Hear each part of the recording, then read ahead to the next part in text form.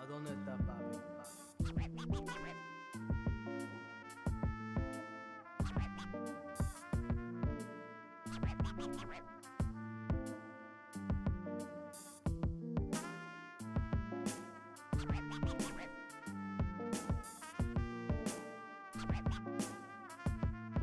¿A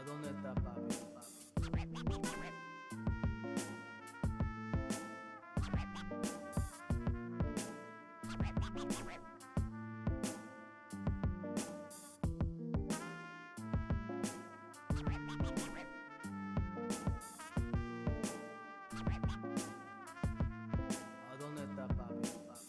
¿A dónde está papi? ¿A dónde está papi?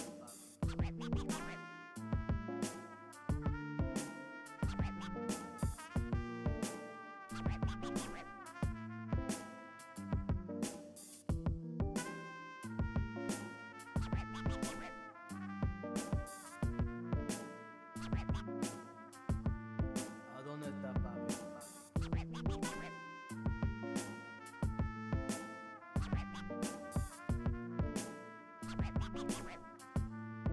dónde está papi?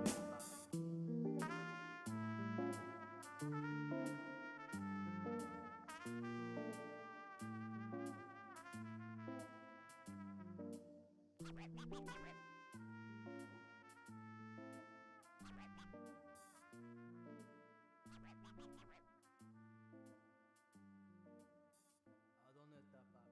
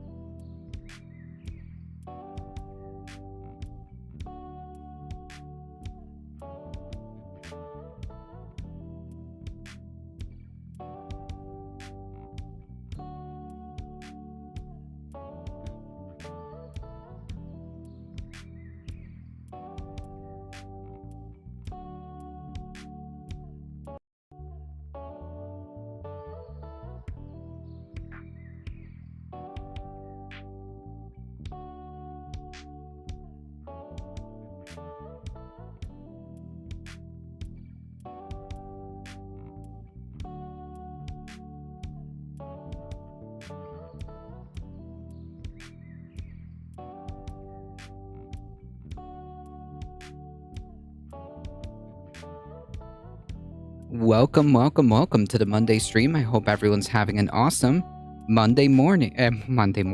Monday. How's it going, everybody? Welcome, Cosmic Seeking. Hey, Heat, how's it going?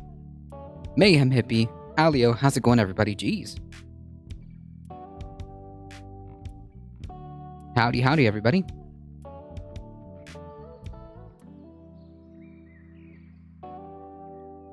Please don't restart the day. No.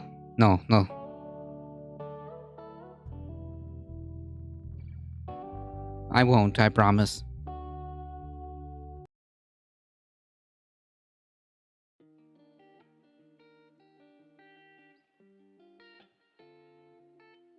One second, folks, and we'll get started.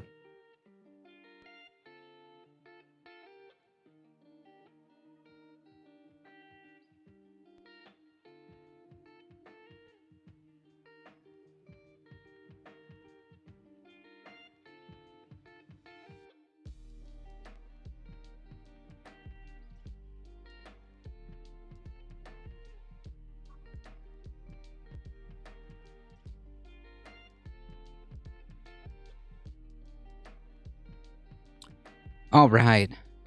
Looks like we got everything going. We do have quite the news, quite the amount of news to talk about.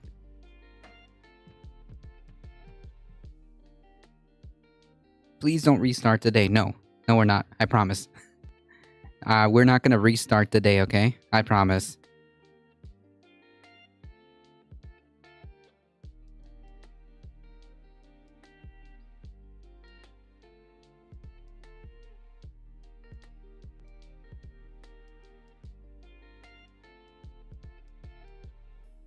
Thanks for the shout out. No problem.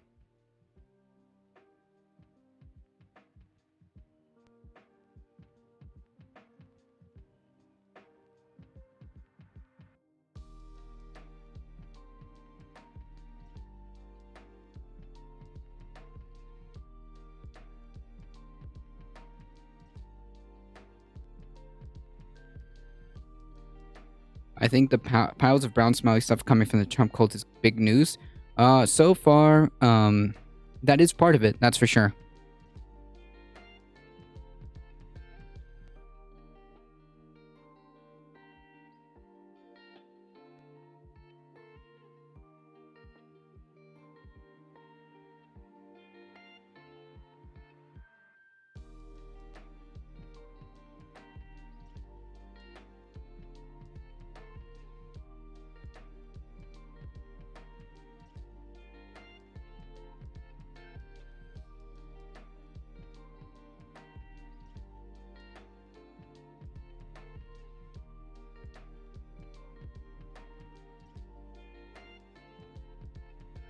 I'm so out of the loop or up to date with anything. Wedding planning is taking up all my extra time. Whoa. Jesus. Scared me. Okay. I guess I'll give you the quick TLDR. So, you may or may not have seen, Mayhem Hippie, the FBI raided Trump's, Mar-a-Lago estate. And it looks like part of the reason for that is that there is enough probable cause to suspect that there are some documents that are classified that were removed. From what we see, it's potentially related to nuclear codes or nuclear weapon stuff, anything like that. And here we are. Yeah, it was super classified documents. Yeah, exactly.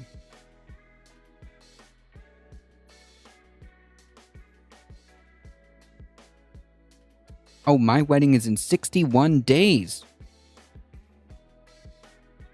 What? You're getting married? Holy. Whew.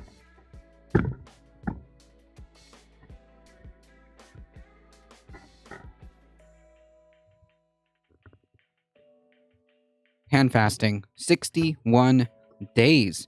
Well, first and foremost, congratulations. Wow.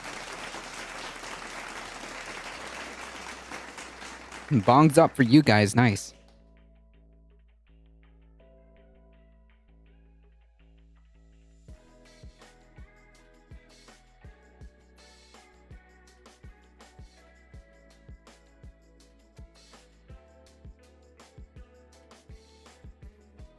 I've been to one wedding.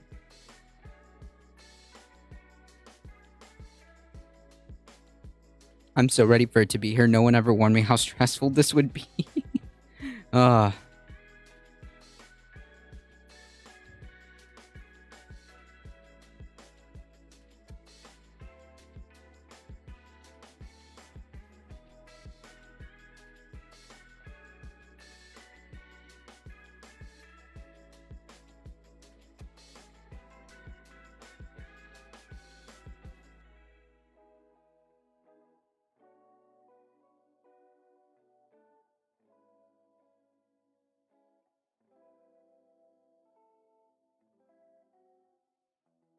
All right, so let's get some updates, yeah?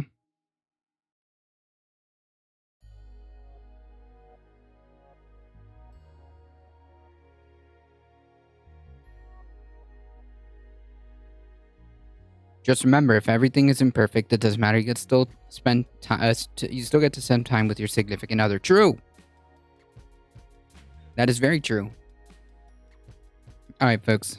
Let's get some headlines going.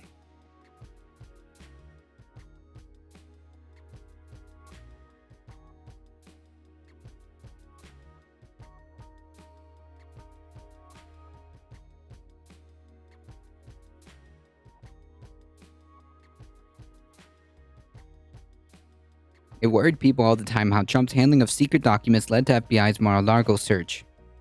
When it finally dawned on Trump in the twilight of his presidency that he wouldn't be living at the White House for another 4 years, he had a problem he had barely packed and had to move out quickly.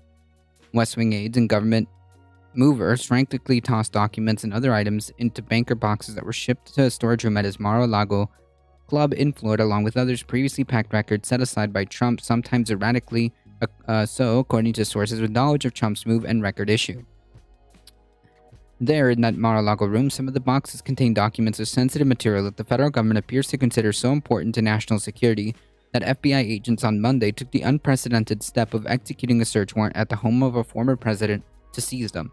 I don't understand why this is unprecedented. Why like the news is making this seem to be unprecedented. Like, if you manage to get your hands on documents that you are no longer privy to, yeah, that's kind of what happens. Trump's style of handling White House documents has been described by people who worked with him as slapdash and ad hoc, contributing to the debacle he now faces. He was known to rip up records that aides would have to retrieve from the trash cans or from the floor and tape back together. Jesus. It worried people all the time. John Bolton, one of Trump's former national security advisors, recalled in an interview. Trump had a habit of grabbing intelligence documents, who has been a sharp critic of the former president. God knows what he did with it. The criminal investigation into how sensitive records moved from the White House to Trump's beachfront club writes a new chapter for his political biography. It's a story of his impulsive instinct and disregard for established rules or norms that have repeatedly caused trouble for him in office and now jeopardized the now may jeopardize a 2024 election bid that he could launch at any time. Well, that sounds like a him problem.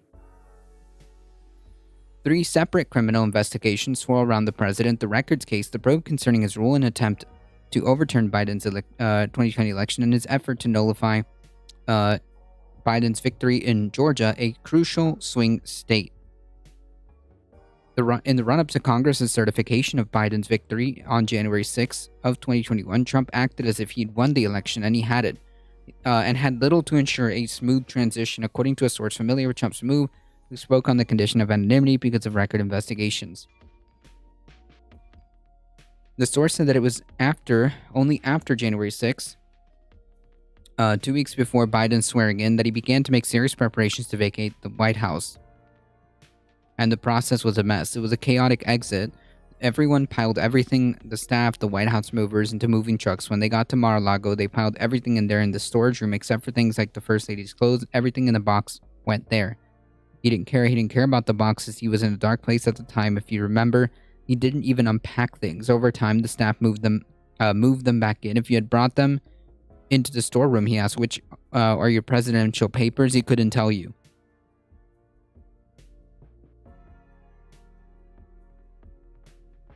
Maple Leaf Dragon, how's it going? Intelligence documents? You mean Trump toilet paper? Yeah.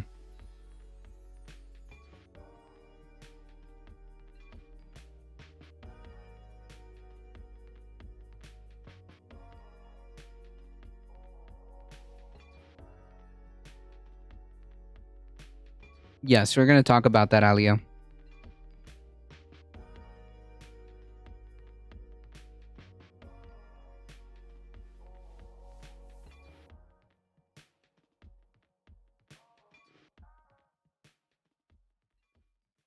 I wonder where the Nara was during the pack-up of Mar-a-Lago. No idea. Bradley Moss, an attorney who specializes in national security law, said the search warrant executed by the FBI raises a question as to whether Trump knew he had sensitive documents and was keeping them from the federal government. Whether he was obstructing or whether it was Trump being Trump is the big unknown. According to his advisors, confidants, and former aides, Trump is a pack rat who tends to leave actual packing to underlings. At the end of the day, they clear his desk of paperwork, notes, scribbles, newspaper clippings, printed out emails, the new tree alignment for a golf course, a new grill for Mar-a-Lago, and the contents are placed in a box on the floor. When filled, the box is removed by an aide and stored elsewhere. When he travels, an aide sometimes brings boxes along. It was no different than when he was president. Trump would board Air Force One or his Marine One helicopter, and his body man or valets would be toting boxes packed with briefing papers he'd ripped from binders, random papers that someone might have handed to him, press clippings, defense memoranda, and daily intelligence briefings or other classified materials. Holy yikes. They cover the gamut of everything.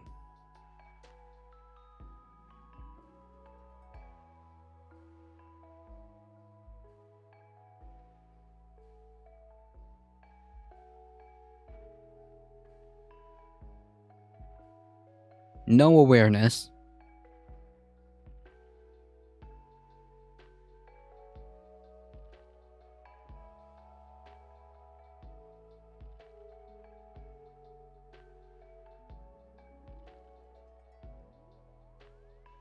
Alright, here's the relevant stuff. Sometime last year, the National Archives reached out and asked Trump to turn over documents that he was supposed to relinquish under the Presidential Records Act, a statute meant to preserve records for posterity, according to two sources familiar with the chaotic move to Mar-a-Lago and records issue. Trump initially said that he had already given everything, but then checked and found some records during 2021 winter holiday and turned them over. But in January 2022, the National Archives insisted that more records were missing, and Trump provided 15 boxes worth. Some, however, contained classified information, and the agency then referred the matter to the Justice Department for further investigation, setting up a June meeting that resulted in more records being turned over to the government. Trump's representatives said they believed that the matter was closed and that all the documents had been rendered. After the search and rendering of documents in June, one of Trump's lawyers signed a document indicating Trump had no more responsive records that fit the scope of what was requested, according to the New York Times, which cited 4 sources with knowledge of the document. NBC News has not independently seen or confirmed this document, but the FBI collected subsequent information that indicated there was more sensitive documents, leading it to get a warrant to search Mar-a-Lago on Monday. Right, in other words, they lied. Alio with the 10 biddies, thank you so much, I appreciate that. Trump always makes Nixon look good. I guess. I mean, race to the bottom, I guess.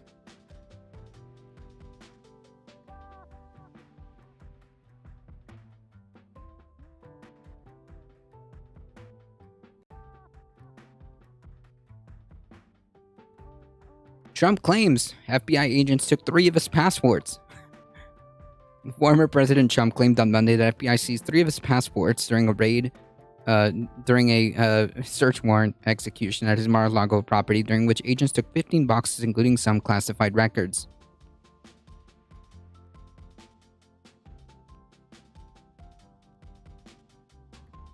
Wait, hold on. Nowhere on the list of the items is a entry for a password, but descriptions of the items are often vague. Multiple entries contain descriptions of variations, box labeled 835, one just listing miscellaneous secret documents. While it may seem unusual to most Americans, it is common for top officials to hold multiple U.S. passports. As Slate previously reported, a president, among other group of officials, that are issued official passports that they can retain these after leaving office. The Obama White House even released a video that showed a picture of Obama's official passport that was issued once he took office, including a line on the back page that says the bearer is the President of the United States.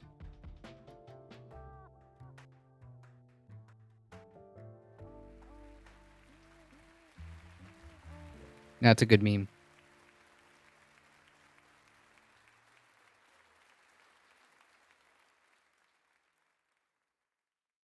Trump makes George W. Bush look intelligent and somewhat progressive. I don't know. Maybe? Calm in rhetoric, perhaps. Calm in, like, the way they speak. But I don't know.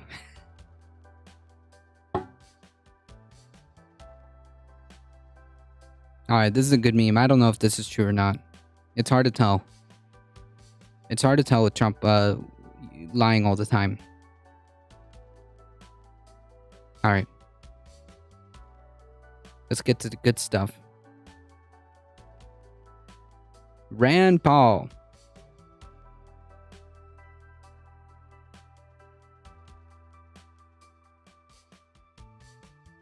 Kentucky Senator Rand Paul wants the Espionage Act repealed. Senator Rand Paul on Saturday called for the end of the Espionage Act less than a week after the FBI search of former President Trump's Mar-a-Lago home. The Espionage Act was abused from the beginning to jail dissenters of WW1. It is long past time to repeal this egregious affront to the First Amendment. On August 8th, FBI, yes, we know, the warrant showed that the investigation was examining possible violations of the Espionage Act. What is the, going after effect into World War I, Espionage Act of 1917 illegalized obtaining information, taking photos, or copying details of all information relevant to national defense with the intent for that information to be used against the U.S. or for the interests of other countries. Many important parts of the Espionage Acts are still in effect and can be used in a court of law. In its modern iteration, the act has been used to prosecute spies and leakers of classified information. The investigation does not necessarily mean the former president is a spy. In Trump's particular case, the Espionage Act relates to gathering, transmitting, or losing defense information. Here's the thing. Senator Paul barely recognizes the federal government's right to make laws. True. Not only that, it's just rather convenient that now is when the Espionage Act has been active since 1917, and it's just now that he has an issue with it. That's kind of weird.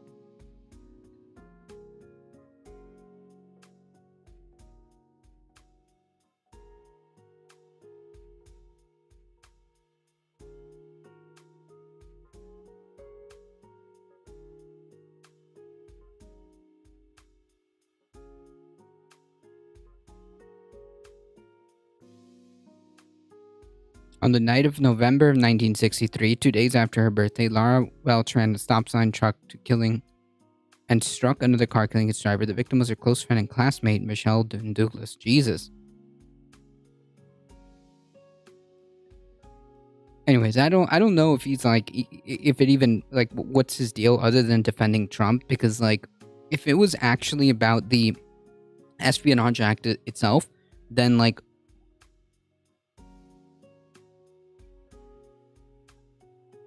it's kind of strange that now you're crying about it. You're supposed to be the libertarian guy, right? Cats TTV, how's it going? And just now is when you have an issue with it? That's kind of strange. They going after Trump for spying. Better start tidying up my own papers. Yeah.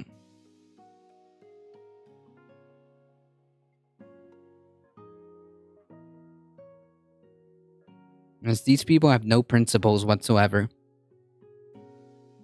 No principles whatsoever.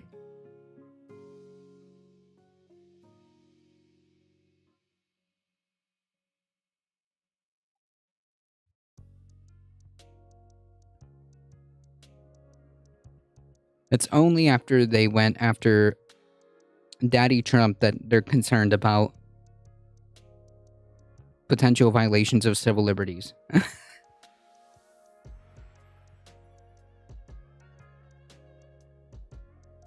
Or potential First Amendment, which I don't know if that applies there, but whatever.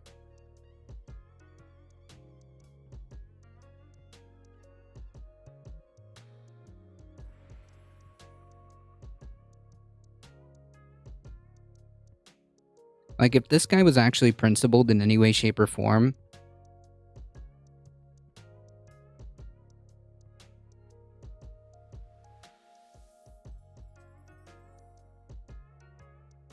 he should have been calling for the repeal of this a while ago. So the question is, will they take a long time to prosecute? Because if he runs for president and wins, won't he be protected? I don't know. That's a good question. I actually don't know the answer to that. I don't know if, let's say that he runs for president and by some weird luck, he wins. I don't know if that means like investigations into him are suddenly like put on hold until he's done. I don't know.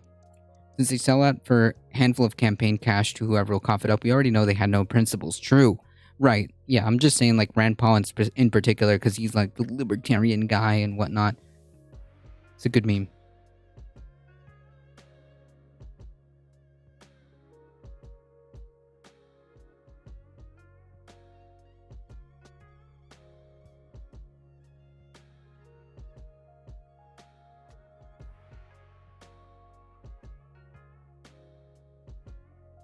Echo Resto Dragon, how's it going? Howdy, howdy. Justice Department subpoenas former Trump White House lawyer Eric Hirschman.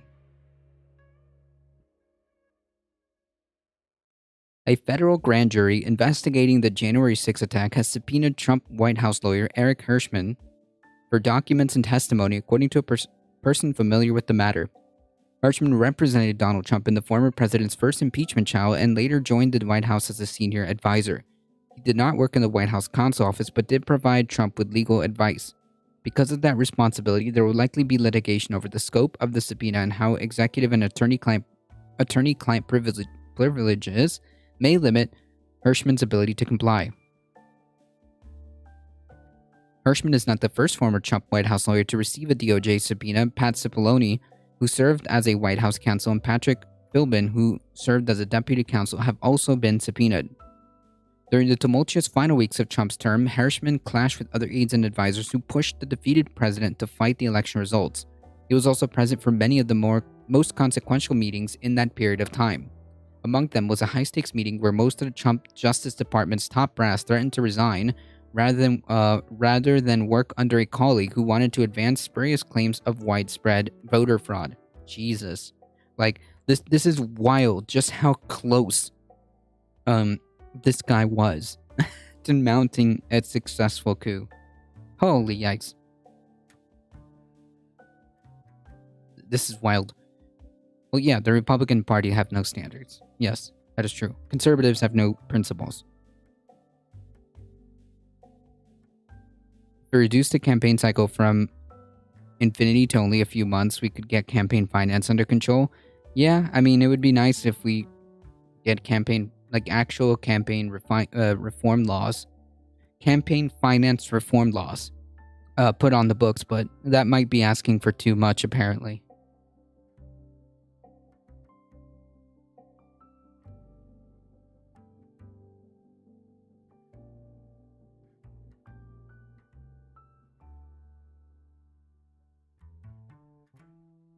He was also present for many of the most consequential meetings in that period. Among them was a high-stakes meeting where most of Trump's Justice Department's top brass threatened to resign and work under a colleague who wanted to advance spurious claims of widespread voter fraud.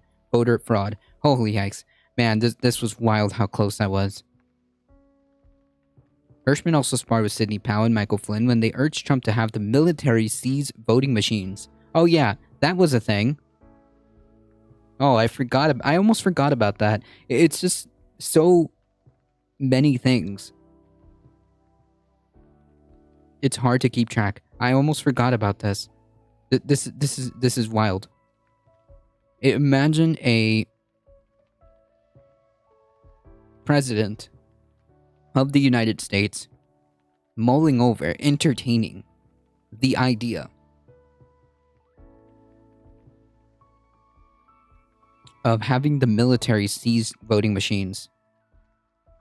Just think about that for a second. There was a moment where that thought process went through the head of the President of the United States. It's just wild. Hirschman also sparred with Sidney Powell. Oh, yeah, okay. The January 6th Select Committee has aired numerous portions of his testimony to their panel, which is blunt and sometimes darkly amusing. A spokesperson for Hirschman declined to comment. The Justice Department has declined to comment. In his testimony to the Select Committee, Hirschman described lambasting Jeffrey Clark, then a top Justice Department lawyer, during a White House meeting on January 3rd. At that 2021. At that time, Clark was urging Trump to remove then acting Attorney General Jeff Rossen and give him the job. Clark had encouraged his DOJ colleagues to send letters to state legislators saying that the department had found concerning evidence of fraud in the 2020 election. This is just insane. This is wild. This is absolutely wild that this is a thing. The sheer number of things that Trump did would give the NSA server farms chronic out-of-memory errors. Yeah, no kidding. Like, this is wild. This is just wild to me. Like, when I make the argument that, like, the Republican Party is just literally incompatible with the Democratic, like, norms, this is exactly what I mean. This is exactly what I mean. And this isn't like, again, this isn't some kind of fringe element. Trump had to have not only, like, bureaucratic support, which, thankfully, in the small sections that mattered, he didn't. But there definitely was a concerted effort on multiple fronts to subvert democracy. Like, think about that. That's wild. That is wild. And it wasn't just Trump. There was numerous Republicans. Not only Republicans at the state and federal levels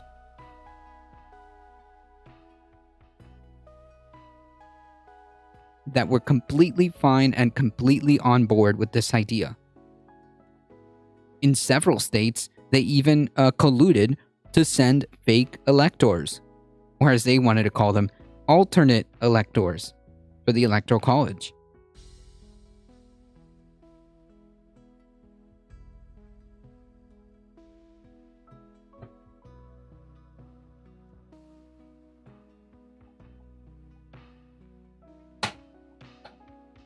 Yeah, these are comic book villains, basically.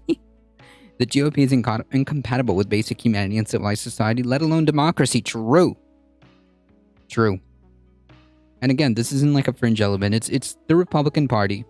It's the Republican Party. No matter what anybody tells you, it's the Republican Party. That is who they are.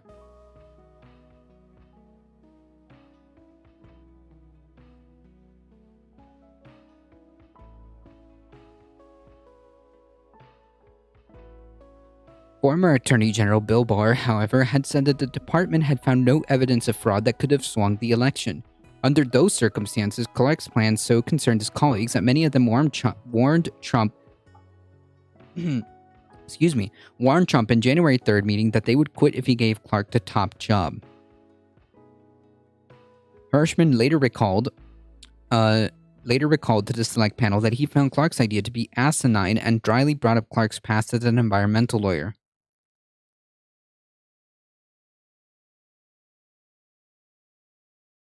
Yeah, it's basically correct. It's basically the party of Trump.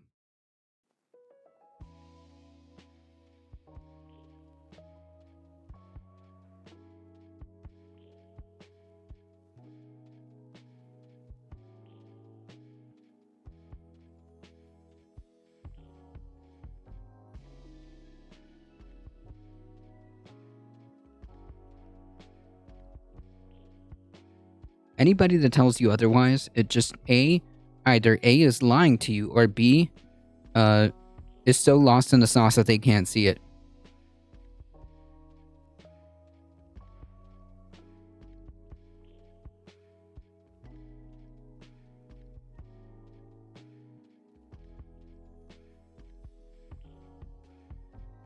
That's true. They all lie. I thought Jeff's proposal was nuts.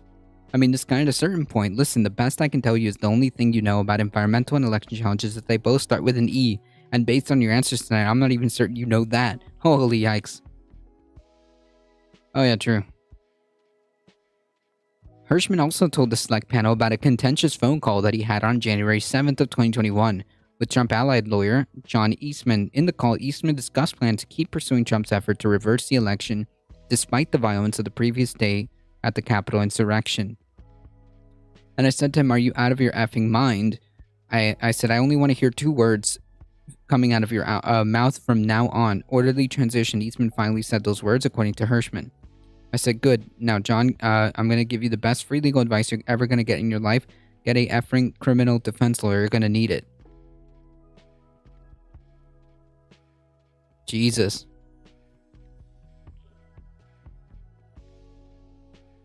Yeah, under any, like, normal, reasonable, rational circumstance, Trump would be done. Trump would be done. Trump would be toast.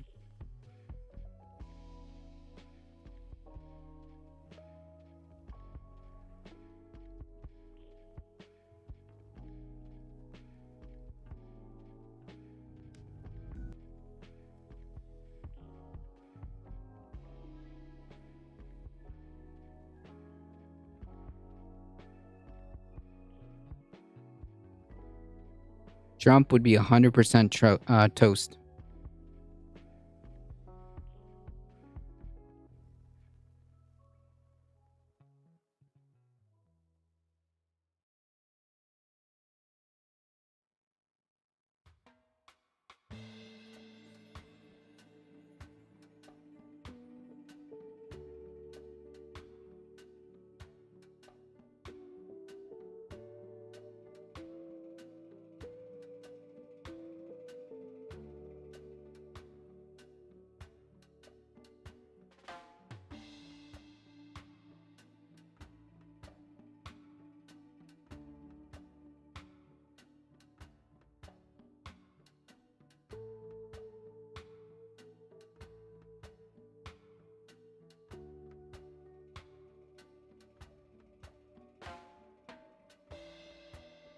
Hey, y'all want to see a good meme?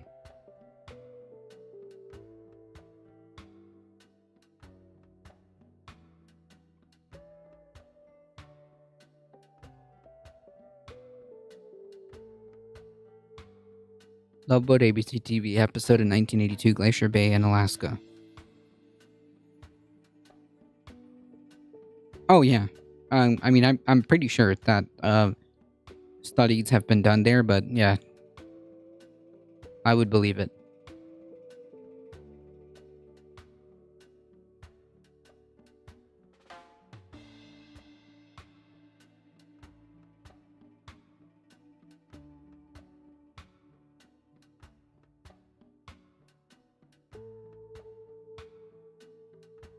Rudy Giuliani is a target of election probe. So he's officially being named as a target of this investigation to overturn the elections in Georgia. Was there any corroboration about Kushner being the leak, or was that just unsubstantiated rumors? All of that is unsubstantiated rumors at this point, Maple Leaf Dragon. We don't know. We have no clue. No clue. As far as I know. Prosecutors in Atlanta on Monday told lawyers for Rudy Giuliani that he's a target of their criminal investigation into possible illegal attempts by then-President Trump and others to interfere in the 2020 general election. Yeah. I wonder if Tim Pool is going to cover any of this.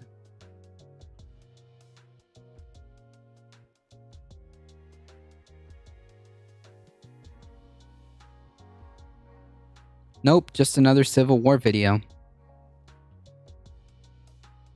Yeah.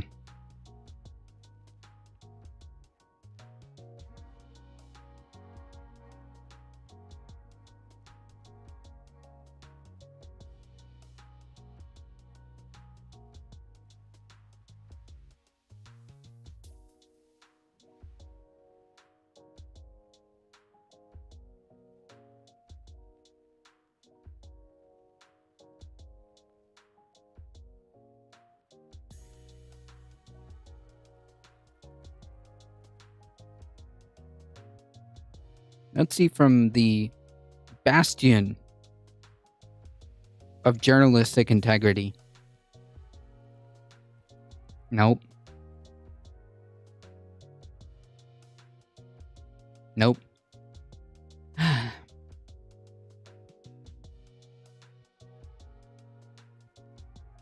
MSNBC, the left. That's a good meme. Nice job, Tim. Special prosecutor Nathan Wade alerted Giuliani's local attorney in Atlanta that the former New York City mayor could face criminal charges, another Giuliani attorney, Robert Costello, said. News of the disclosure was first reported by the New York Times.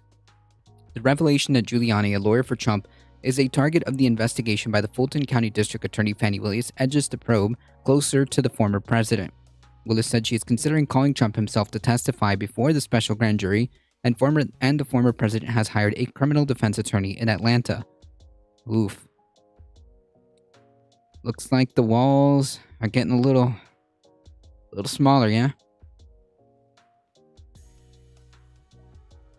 The walls are looking a little bit tighter, you know?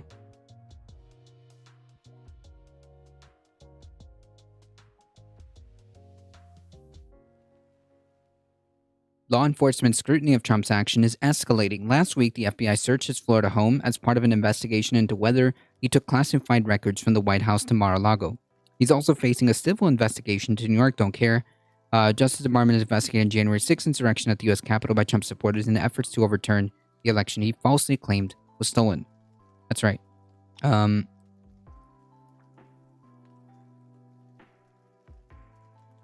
Yeah, like the least is the tax stuff. The civil cases are the least of the interest. I think where there's like solid cases are in particular these schemes to overturn the election in several states, not just Georgia. Maybe Georgia could prove to be could prove to be the catapult, the jumping pad for other states to investigate more. I hope. But we'll see.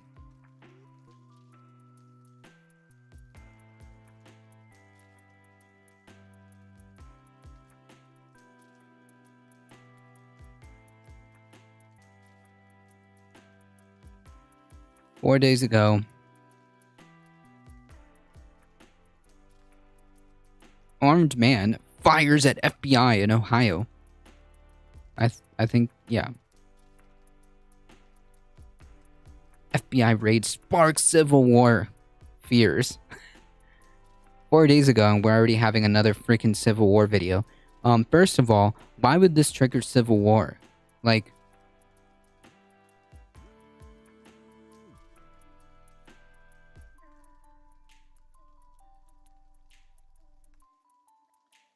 so we just let crimes happen? Is that it? Is that the alternative? We just let crimes happen? We just let the president subvert potentially sensitive documents. We just let him do it, right? And this is like some abuser mentality, right? So the logic is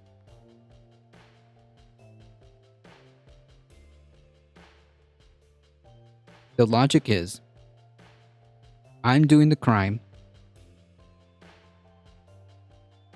but if you prosecute me,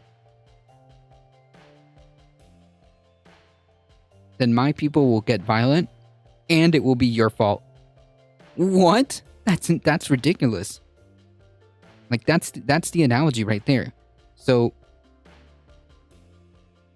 the analogy would be if a mob boss would be being prosecuted for a crime, investigated. Then the people around the mob boss threaten violence and then blame it on the victim for them getting violent. Blame it on the other people for getting violent. And like, also, it wasn't just a man, okay? It wasn't just a man. It was a Trump supporter who was at the insurrection. It wasn't just a man. That's kind of an important detail.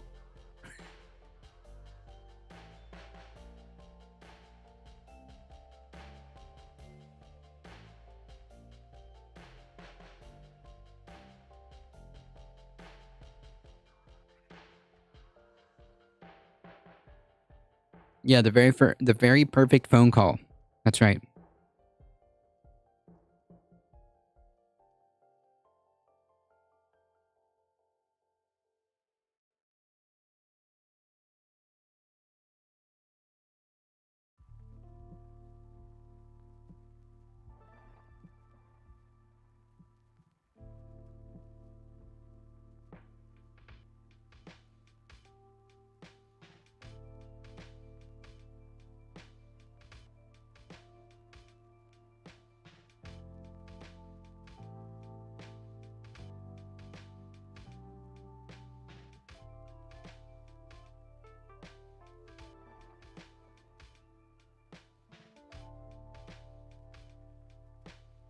The bastion of journalistic integrity, folks. Anyways.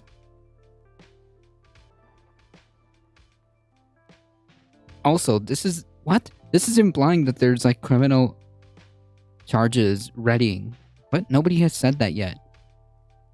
In order for there to be criminal charges, like an investigation has to go on. Like, everybody, hold your horses. I'm actually curious if he actually goes into the fact that this guy was a Trump supporter. I don't care. With an AR-15 style rifle, Of course, opened fire into an FBI building in Cincinnati using a nail gun. After, I believe, an alarm was triggered, the man fled. This is a breaking story. I recorded a little bit earlier than when it was published, when the story first broke, so there may be many more developments, but at the time of... Maybe more developments.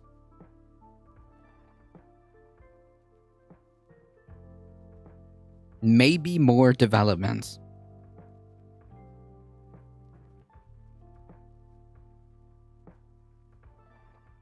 We don't know yet the motives of the man. It may be unrelated to Trump.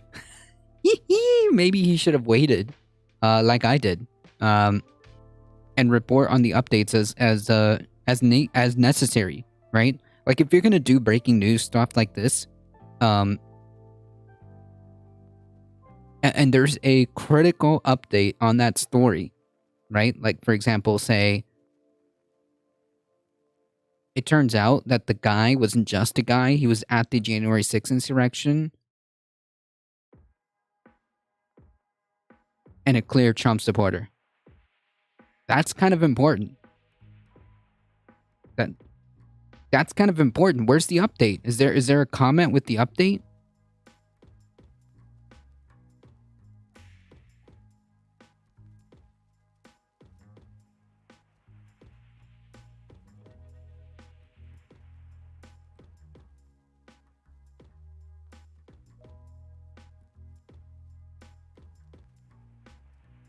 False flag.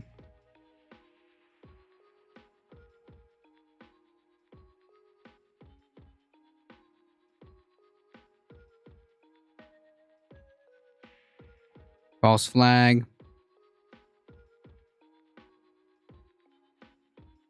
No updates, no comment to let people know what the update is. Nothing.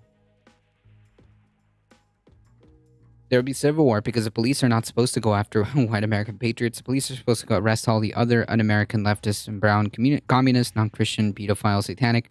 Yes, that's right. That's right. Satanic, child blood drinking, socialist, inhumane, antichrist people. True. That's how it works.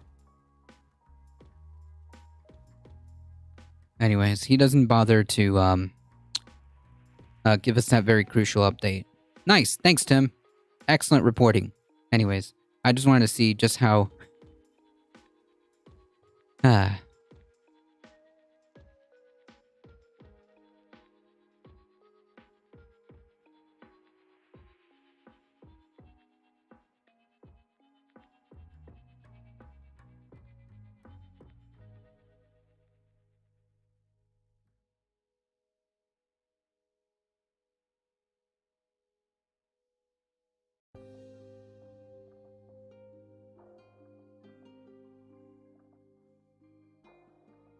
All right, so we're going to go with this one, and then we've got a good meme coming up.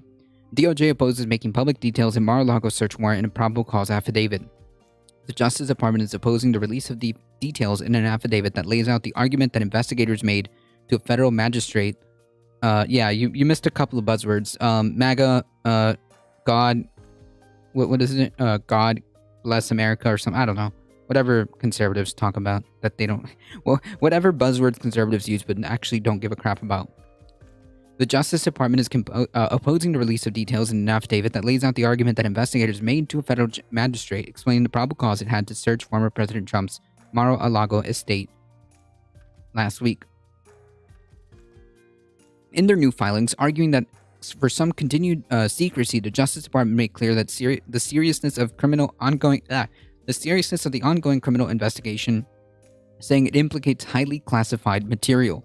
Disclosure of the government's affidavit at this stage would also likely chill future cooperation by witnesses whose assistance may be sought as this investigation progresses, as well as other high-profile investigations. Oh, oof. Oh, the walls, yet again, look a little smaller. The fact that this investigation implicates highly classified materials further underscores the need to protect the integrity of the investigation and exacerbates potential harm if information is disclosed to the public prematurely or improperly. Media organizations, including CNN, had asked for the affidavit to be unsealed after the search last week at Trump's Palm Beach, Florida club and residence.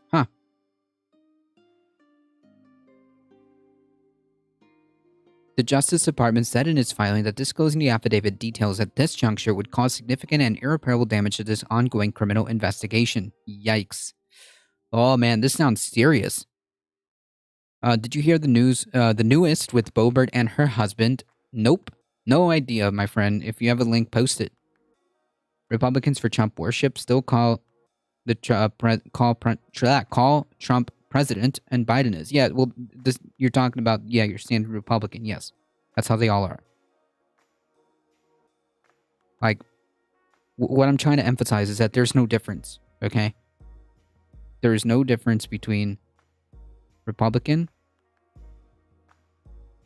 and MAGA. They're the same.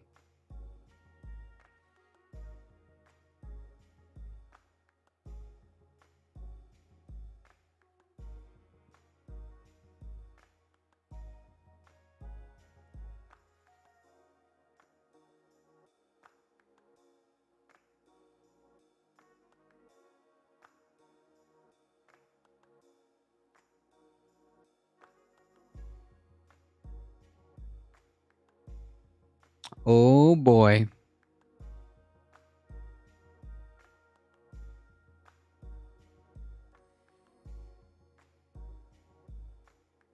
Oh boy.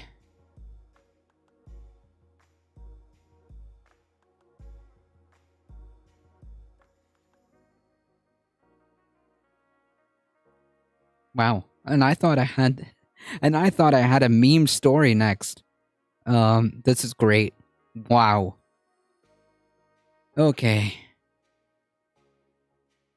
The redactions are necessary to mitigate harms to the integrity of the investigation that would be so extensive as to render the remaining unsealed text devoid of any meaningful content, and the release of such a redacted version would not serve the public interest.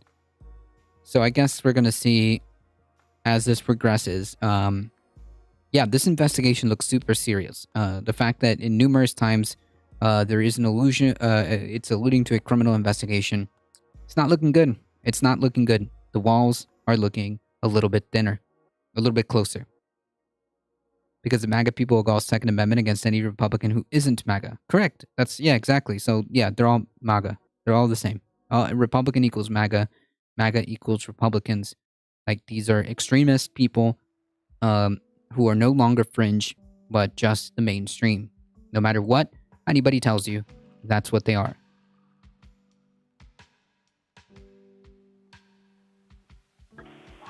(911) What's the address of the emergency?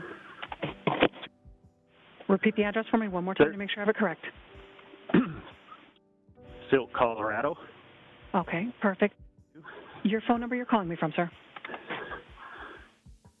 All right, that's what we're showing here as well. Tell me exactly what happened. Let's take a listen, yeah? There's a domestic situation happening right in front of my driveway, and now he's driving away, I think, just about fighting. There's it's bad. It's Lauren Bobert's jackass husband, Jason. He's running over my mailbox right now. Stop, you jackass! I'm sorry. That was kind of funny. Get the fuck out of here! And you said Come he on, was man! running over your What mailbox? are you doing? What did we do wrong? Come I on, live man. here. I didn't even... Sir, talk to me. Sir? Yes. Okay, Yeah. I need There's some... about to be some shit going down here. Okay. Okay, who is the gentleman It's that went Lauren over your Bobert's mailbox? jackass husband. Lauren? Jason Bobert. Jason? Okay. Lauren Bobert's What's he husband. driving? Yeah, Lauren Bobert, the congresswoman. He's Uh-huh. driving a Ford pickup F-150. He's racing back up to his house. What His color kid's is that been Ford? Up and down the neighborhood. Dark Okay. gray. Yeah, it's not MAGA, it's Republicans. His And you kid's said been it was a driving domestic... They're all the same. neighborhood in a Razor. Yeah. Okay. Yeah, well, He and her were it arguing? just about came to blows. Huh? Who was Jason Yeah, there's a arguing lot with? of arguing. Okay. Who was Jason arguing Everybody with in the at the end of your neighborhood. driveway? Okay. So is his wife there, George or is Strong he just... is at the end of my driveway. My wife is here. I'm here. My neighbor's here. Okay. His kid was racing up and down our 25-mile-an-hour street doing 50 miles an hour in a Razor, and then he told my neighbor to fuck off when he came out to tell him to slow down. And the next thing we know, his dad, Jason, comes down here trying to claim that somebody took a swing at his kid, and nobody did. But this guy, Jason Bobert, is as dumb as a post, but this guy is so irrational. So irrational. He just got chest to chest, face to face, looking to fight. And we're talking about everybody in the neighborhood. Everybody here is a neighbor. So he just drove off. He's at his house. He just lives up the street. He's at his house now? Yep. Okay. This is gold. I think my neighbor called the sheriff earlier, or 911. I don't know. What's the There address hasn't of his been house, any sir? response. Do you know the address of I his don't house? know. Okay. Nope. And okay. I'm on. He's on the same side of the street, probably 4 houses up. Okay. Has anybody been drinking or doing drugs? I don't know. Not Okay. not anybody here. We Okay. just live here. We just were asking his kid I to slow understand. down, and he flipped out. Understand Jason's completely. probably drunk, so Okay. he's probably you could probably Did get he him have for any DUI weapons? because he just drove down here. Sir, yeah, did he have I'm any sure weapons? he's loaded to the hilt. Do you know who his wife is? I Lauren do. Bobert. She's Okay. loaded. They all have guns. Yes. Okay, just had I to don't know if anybody has guns on them. Okay, I would not a guess problem. he's Sir, drunk, and yeah, of course he owns guns. are Yep. you okay? Has anybody been injured? I'm fine. I'm just a little Okay. rattled. I can't believe what's going on here, and the cops haven't shown up. Trash And is now going to it's all trash. over, That's true. But I still That's the wouldn't let him Republican get away Party with right it. there. Okay, and sir, what's your I name, mean, please? he's threatened everybody that I know that's standing here right now. What's your name, sir? And your last name, sir. Yep. Perfect, thank you. And you said he threatened you? He did not. Well, he just told me to shut the fuck up. I didn't say a word. I was Okay. standing next to my mailbox, but he was about to run over, and I walked up there, and you heard that part of the conversation, but he had already told me to shut the fuck up, and he was pissed off at my neighbor because he told his son to slow down Jesus. on his Razor, ripping up and down the neighborhood. That's all he did. He didn't do anything bad. He told him to slow down. He flagged him down on the Razor by waving his hand. The kid Yeah, listening to the stopped. Boberts, said, and he can't "Please believe slow that this is down. happening. This is Wow, a surprise residential Pikachu street. face. There's kids and animals all over the place. And the kid, of course, being who he is, said, fuck off, and gunned it and ripped down the street about 55 miles an hour. And then 5 minutes later, he shows back up in the passenger seat with his dad driving a pickup truck, a Ford F-150, and that's when all hell broke loose. And I was out on the street. I had to run up to my house 100 yards away and grab my phone to call you. And by the time we were on the phone and I got back out to the street, you heard the rest. Okay. We're getting this out to the officers. I got 3 en route to you, okay? Thank you very much. Absolutely, Anything else sir. you need from me? Nope, that'll be everything. Thank you so much. Thank you. Thanks, then. Goodbye. Bye-bye. Oof. 911, what's the address of the emergency? We got these teenagers going up and down the street on this in the dune buggy. But wait, there's and more. They won't even stop. They won't even stop with us in the middle of the road. And they're young. They're going up now. It's the Bobarts. If you know who the Bobarts are. I do not. I'm sorry. Oh, anyway. These are I need two the sheriff separate out here. 911 calls. Exactly where is this happening? What's your address there so I can give them a good location to start from? I live at. And then when you get here, I can ride up to you to their house. Okay. So you know who is operating, I know who it is. correct? Yeah, Okay. yeah. I don't know the kid's name exactly. They got 4 boys. Gotcha. Hang on real quick. And what are they doing? Our wonderful Congress. They're speeding They're speeding. You know those dune buggy things everybody's driving now? Those razors or whatever. He's just speeding up and down the road, all over the place, just fricking through his property, up. Jesus. Up. Just he's going like 50 miles an hour, and this is a residential lane. There's kids. It takes and sheriffs? he just, Wow. and he just, we tried to stop him. And Yeah, he we're was just listening to the audio. We've got the cussing and article. just left. We're going to read the article up Okay. here. All right. What's your name and phone number, please, ma'am? My name is, and my phone number is. And just repeat that phone number to make sure I have it correct, please. Am I getting? I'm. Okay, that's what we're showing here as well. Thank you. Let me go ahead and get this out to my officers, okay? If they do come back, definitely call us back immediately, okay? Okay, thank you. All right, thank you. Okay, Bye-bye. okay, thank you. Bye-bye. Yeah, that was great. Our wonderful Congresswoman. Ah, man. The calls provided additional context into what the neighbors in Silt said amounted to excessive speeding, property damage, possible drunk driving, and threats made from a man whose family openly and regularly carries their firearms. Yep. I'm sure he's loaded to the hill. Do you know who his wife is? Lauren Bobert. She's loaded. They all have guns. One neighbor told the 911 dispatcher he just got chest to chest and face to face looking for a fight. Yep. Hey guys and gals, these audios about about her husband made me lamau. Yeah, I mean, trash is gonna trash. Yep. The additional context from the calls appeared to match the limited information available from reports from the Garfield County deputies, but still, Sheriff spokesman Walter Stowe refused to say why deputies didn't investigate further and would not provide any additional information. Nice. Cool, dude. The apparent inaction drove the head of American Muckrakers, a political group to looking to oust Bober, to ask Colorado Attorney General Bill Weiser, the local district attorney and Colorado Bureau of Investigations, to investigate the relationship between the Congresswoman's family and the sheriff's office. Yeah, that's a very good point. It was clearly a serious situation, as there was 2 911 calls, 5 deputies, and at least 4 families involved. David Wheeler, the head of American Muckrakers, wrote in an email asking for the investigation. The incident began in the evening hours of August 4th after a neighbor flagged down one of Bobert's sons, asking him to stop speeding up and down their street in a dune buggy. He's going like 50 miles an hour in a residential lane. There's kids. We tried to stop him and he just freaking cussed us and left.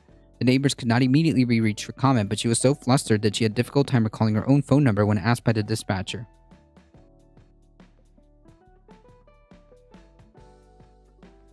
It's Boberts. If you know who the Boberts are, I need a sheriff out here.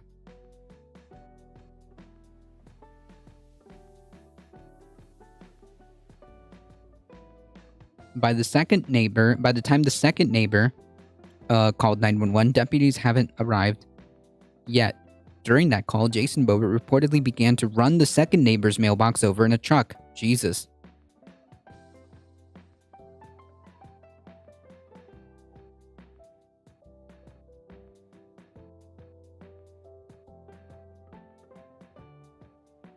Jason's probably drunk.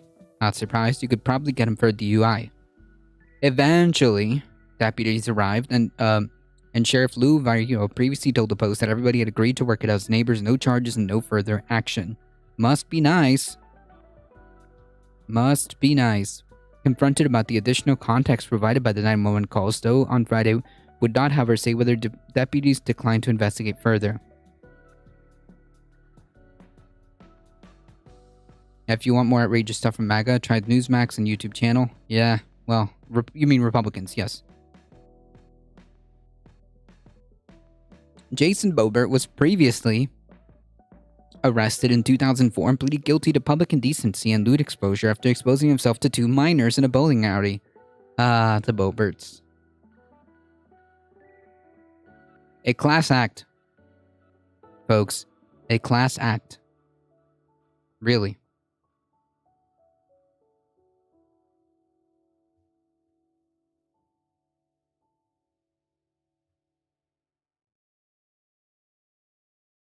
Let's see if we got any comments.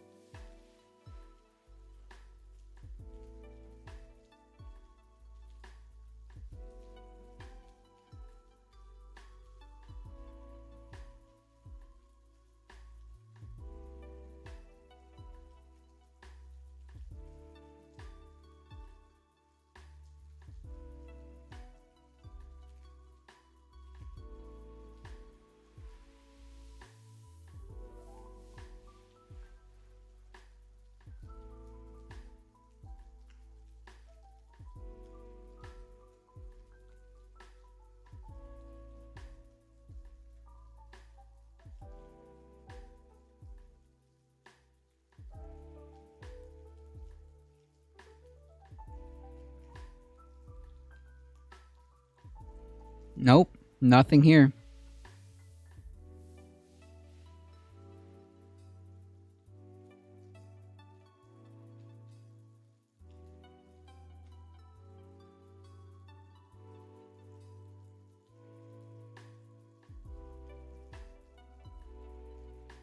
You are sacrificing American families at the altar of climate change. Mr. Speaker, isn't it so? Joe Biden himself said inflation rate is at 0%. So what the heck are we doing here? Why are we passing this so-called Inflation Reduction Act if it's at 0%? Well, in fact, it's the Inflation Enhancement Gentlewoman's Act. time has expired. And it does the exact opposite of what Americans need right now. This is just another con game by the Democrats, calling something one thing Nice. Gentlewoman's and saying time has another. expired. This is making the IRS, which Gentlewoman's armed time agents has larger expired. than Nope. the Pentagon, the State The Department, gentlewoman is the no FBI. longer recognized. The gentleman from Missouri reserves the ballot. Mr. Speaker. Robbery on Americans. How much time do you need? The gentlewoman This is no is- longer recognized. This is the Time Republican has Party, expired. folks. The gentleman from Missouri reserves. I will yield an additional 30 seconds to the gentlelady from Colorado to finish her comments. Gentlewoman is recognized for an additional 30 seconds.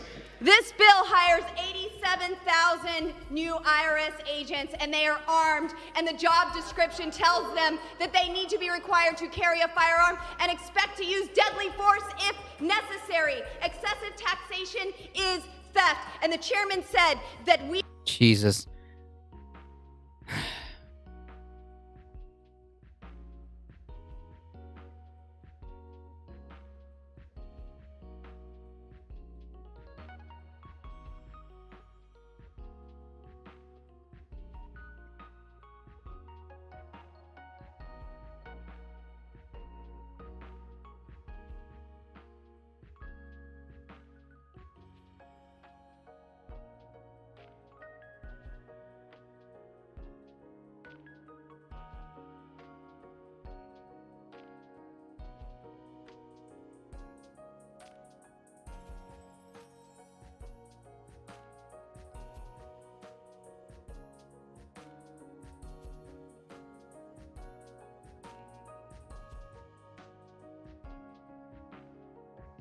Was he just there so she could rant longer? Yep. So I'm trying to get a fact check on this. So it looks like the reason why they need the about 87, it's not set in stone.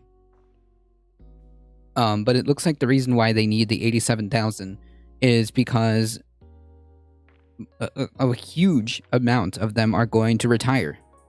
So they need a lot of people to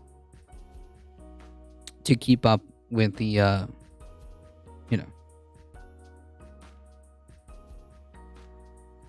Yeah, so I don't see, like, anything regarding armed agents.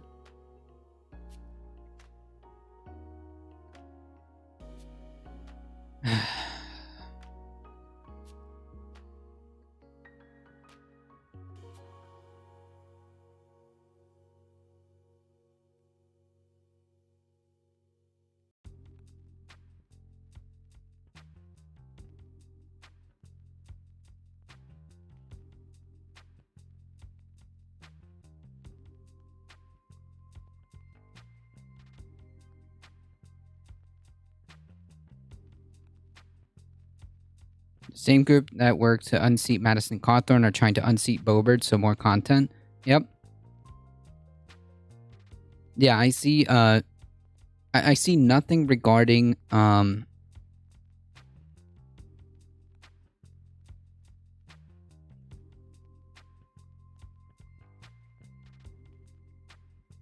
I see nothing specifying that the IRS agents are going to be, carrying firearms. That conspiracy theory is probably rooted,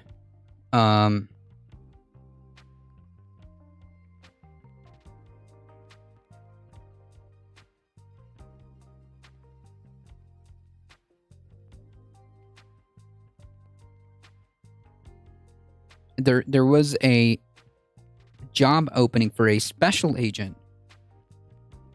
But that might be a different job job altogether.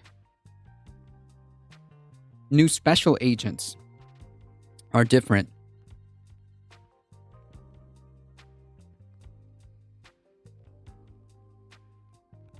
That might be where this conspiracy theory is coming from.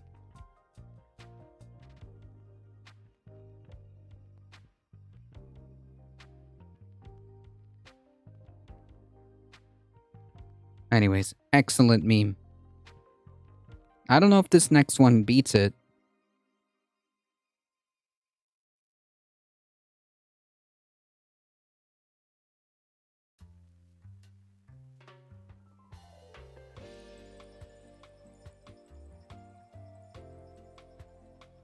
Iris does have a small arm group to deal with some enforcement. I'm pretty sure they've always had it. Yeah, that's what I'm saying. The special agents, the special agents are different, right? Not like the auditors, the majority of the IRS people who like do audits and whatnot. Yeah, no, those aren't armed. I'm going to assume that they're referring to the special agents.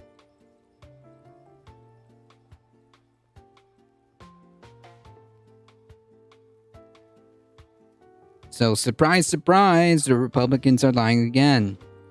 Wow.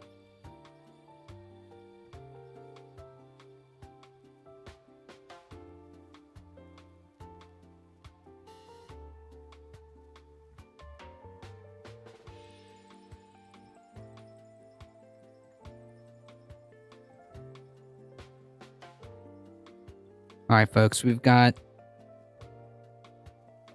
the meme article coming up.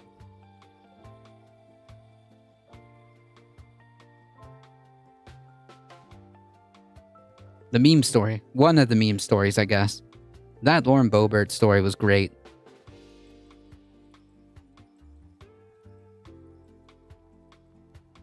But first, let's just do some shills, okay? Let's get some shills over with. Folks, I do need to talk to you guys about this month's sponsor, HelloFresh. We are currently using HelloFresh, and it has been pretty decent. Very decent, if I do say so myself. We have used it in the past as well. So for us, HelloFresh has been great. If you use code POG, HF475, you get up to 16 free meals, 3 surprise gifts across your 6 HelloFresh boxes, plus free shipping on your first box. Just hit exclamation mark HelloFresh. You can also click the link and you can click the link on the panels and use that code POG475, POGHF475 to get up to 16 free meals, 3 surprise gifts across the 6 HelloFresh boxes, plus free shipping, and also on your first box, and also you get to support the channel as a 2-for-1 special, okay? I would also like to remind folks, if you haven't done so already, make sure you hit the follow button, make sure you do the YouTubes, hit the subscribe button, and spread the word far and wide that this is the chillest place to be for news and politics, Monday through Thursday, 5 p.m. Eastern Time. Join us on Sundays, around noon Eastern Time.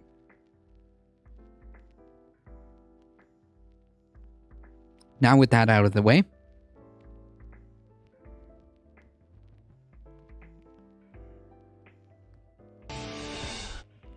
oh my god.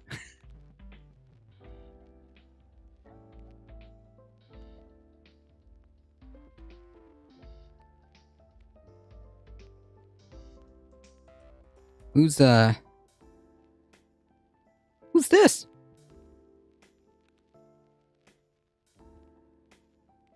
Who's what you doing?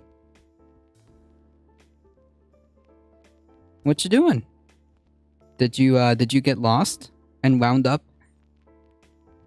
in Tucker's studio? It's feeling a little chilly in here. True. Just a little bit, okay? Just a little bit. Just for 5 seconds. Bipedal. How's it going? Cruella? Yeah, she kind of does look like Cruella, right? I mean, who else would sub in for Tucker, right? Now, whatever views are on Donald Trump, there's no denying that the unprecedented raid on his Palm Beach... Not unprecedented. This is kind of what happens when you're under federal investigation for doing sussy-wussy stuff. Yeah, it's kind of what happens. ...home earlier this week has set our country on a dangerous new course. Not and there's really. no turning back. The FBI's raid on Mar-a-Lago changed the country that we grew up in. What? Yes, the raid of a potential, like, the search, the lawfully executed search warrant on a property because there's a current investigation, a current criminal investigation, changed our country forever. This is no longer the America we live in, folks.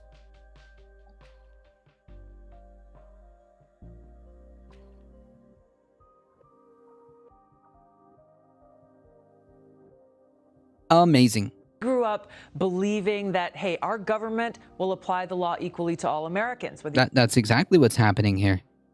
What are you talking about? So we shouldn't do the investigation? So we should just let things slide, I guess?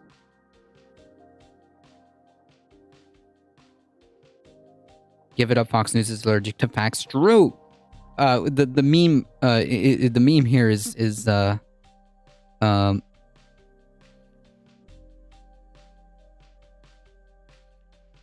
meme here is Tulsi Gabbard doing sitting in for Tucker Carlson. That's the meme here. Whether you're a Republican or a Democrat, we're seeing more and more that country no. And like, make no mistake, this is on purpose, because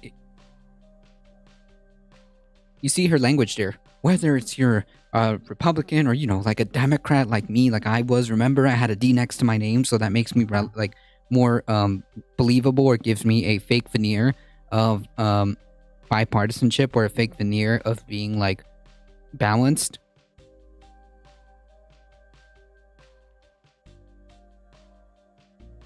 How much did they have to pay her? I don't know. I don't know, but she seems to be the type that is pretty comfortable to do it, like, no matter what, right? I mean, this is her. This is her. No longer exists. Law enforcement at the highest levels of government, whether it's the DOJ, the Department of Homeland Security, the FBI, and now even the IRS, have been weaponized to target the political opponents of the Uniparty, the permanent Washington, and the Biden regime. What? The permanent Washington and the Biden regime? That's one party?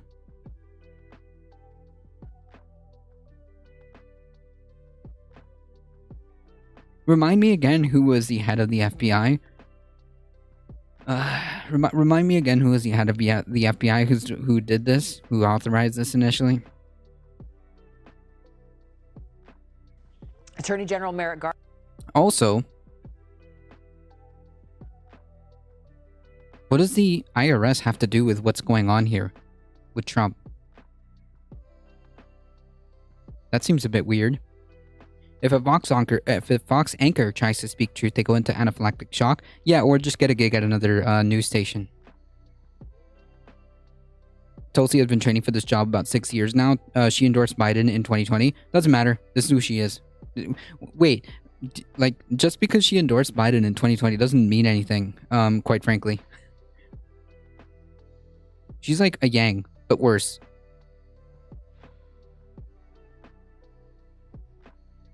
People like Jimmy Dore and whatnot were like saying how great she was and all this other stuff. She was super progressive and all this other stuff. Yeah.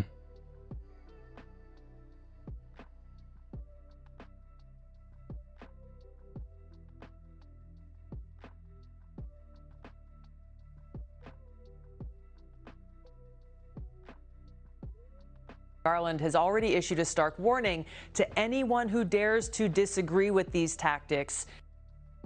What? What stark warning? That are all hallmarks of a dictatorship. Let me address recent unfounded attacks on the professionalism of the FBI. So this was his press conference or press statement. He basically was just addressing the unfounded attacks against the FBI by Republicans like her. She was always like this, my friends. She was always like this. And Justice Department agents and prosecutors. I will not stand by silently when their integrity is unfairly attacked. That's it. So you are not allowed to disagree with the FBI. What? That's not what he said at all. That's not what he said at all. None of those words were that.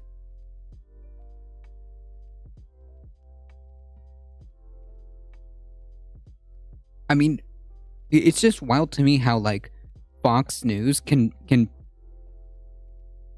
play a clip of person X saying A and then switch on over to Tucker, or in this case, her, and say that person A said something completely different.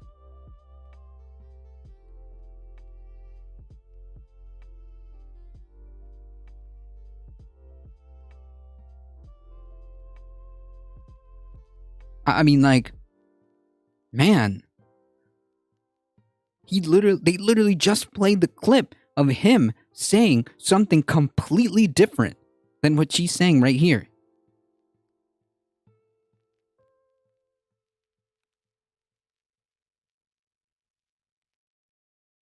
This is wild. They always break out as a progressive to get attention, then get campaign money, then they sell out to corporate interests, and finally, just before they become irrelevant, they take a job like this. Yeah, it's the classic. It's a classic. I think, like, this was originally pioneered by Rafe Dubin. Rafe Dubin was a pioneer in doing this. Then Jimmy Dore, Andrew Yang, Tulsi Gabbard. It's all the same.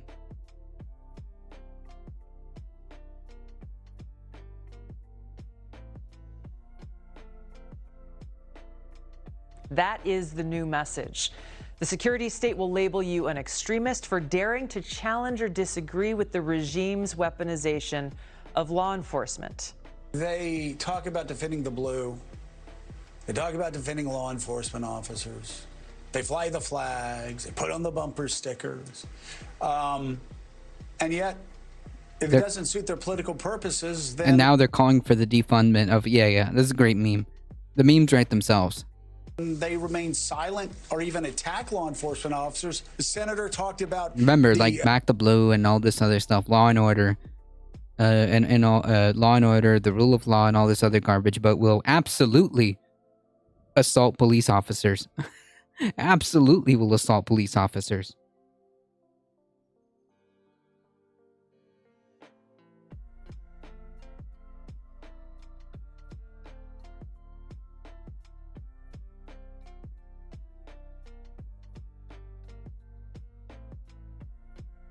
FBI's attack on our constitutional republic. Another Republican senator accused them of being a third world Marxist dictators. And yet... Right, and like, that's what Merrick Garland is referring to. You're making Merrick Garland's argument for him.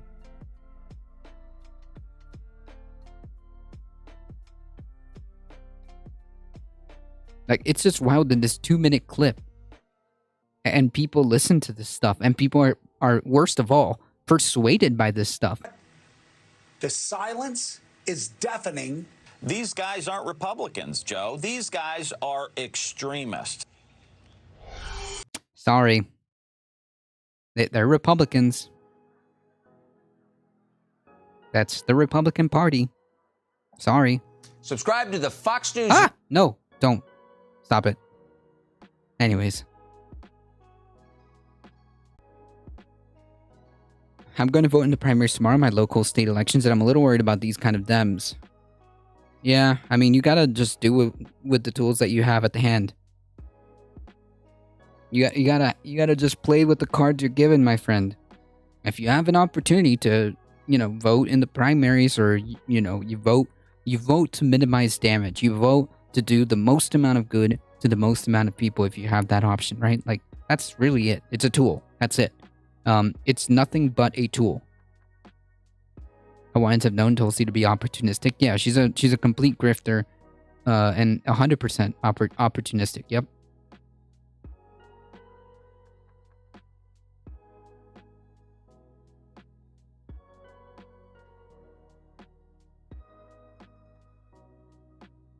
All right. We gotta do this. I'm sorry, guys.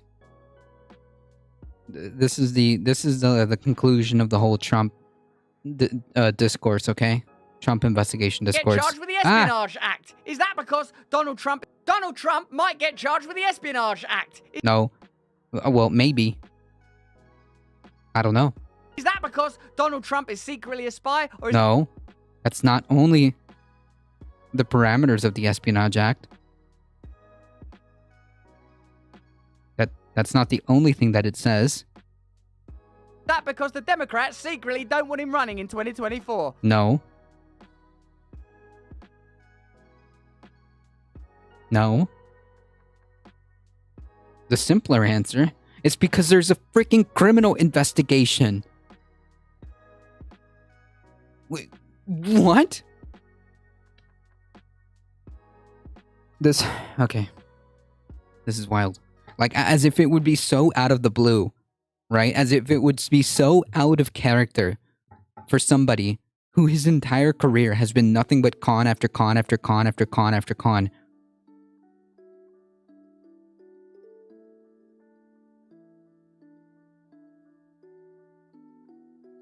To all of a sudden be surprised Pikachu face when he's under investigation. Potentially under investigation. Not secretly, yeah, not secretly either. Not very subtle. I'm just asking questions. Hello there, you 5.8 million awakening wonders. It's wild how this guy keeps getting more and more popular. Holy yikes. This is 104,000 views. And this was just released. People take Russell Brand seriously? 5.8 million people. 104,246 views as of a couple of hours alone. This was just released.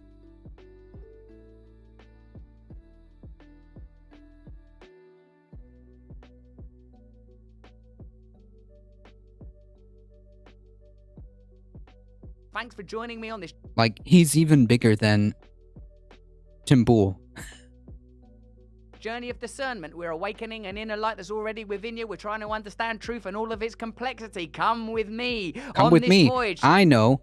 Follow me, not a cult. This is not a cult, remember?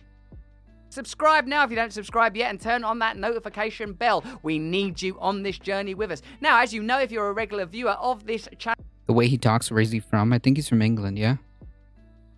I keep asking that too when I see these videos. Yep. They must be bots. Nope. There's legitimate people who think that this is legitimate discourse, legitimate political commentary. Channel. I am not a pro-Trump MAGA person. I believe we need decentralized systems, and no demagogic figure is going to emerge on the political scene to rescue us from centralized financial and state interests. However, I do think that the Democrat However, Party let me spend 15 minutes about how I'm going to run defense for Trump. be evolving their policies to be more representative of ordinary Americans of all hues, identities, persuasions, and colours, rather than simply trying to destroy the opposition by smearing them as spies. Although, if Donald Trump is a spy, God, I'd really like to see him as a spy, because I can't imagine it being subtle under literally Eddie's, I'm a spy, I'm the world. What? Wait. He's presuming that Trump is innocent. As if there's like no criminal investigation going on whatsoever. As if the only explanation, the only possible explanation is that the Democrats have somehow colluded to do all of this for him not to run.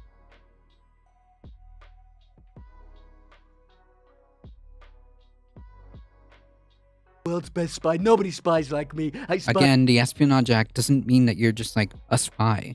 There's other parameters to this as well. He just...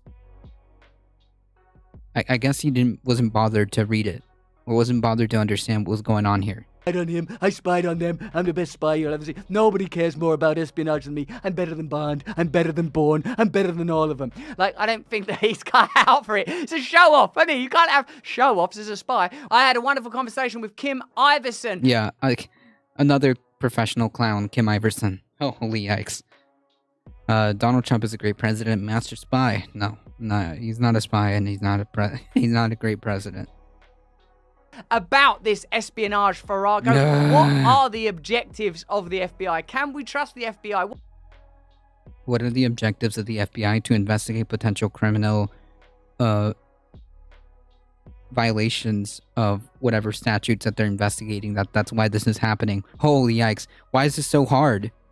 What's the history of the Espionage Act? Is it just the, I don't like you, you're Julian Assange, you're Edward Snowden, don't tell people stuff we don't want ordinary people to know because it will stop them believing in the government, big tech, big pharma, big media, big food, big agra, start making people want to break out and form their own independent communities where we have actual, meaningful, real power?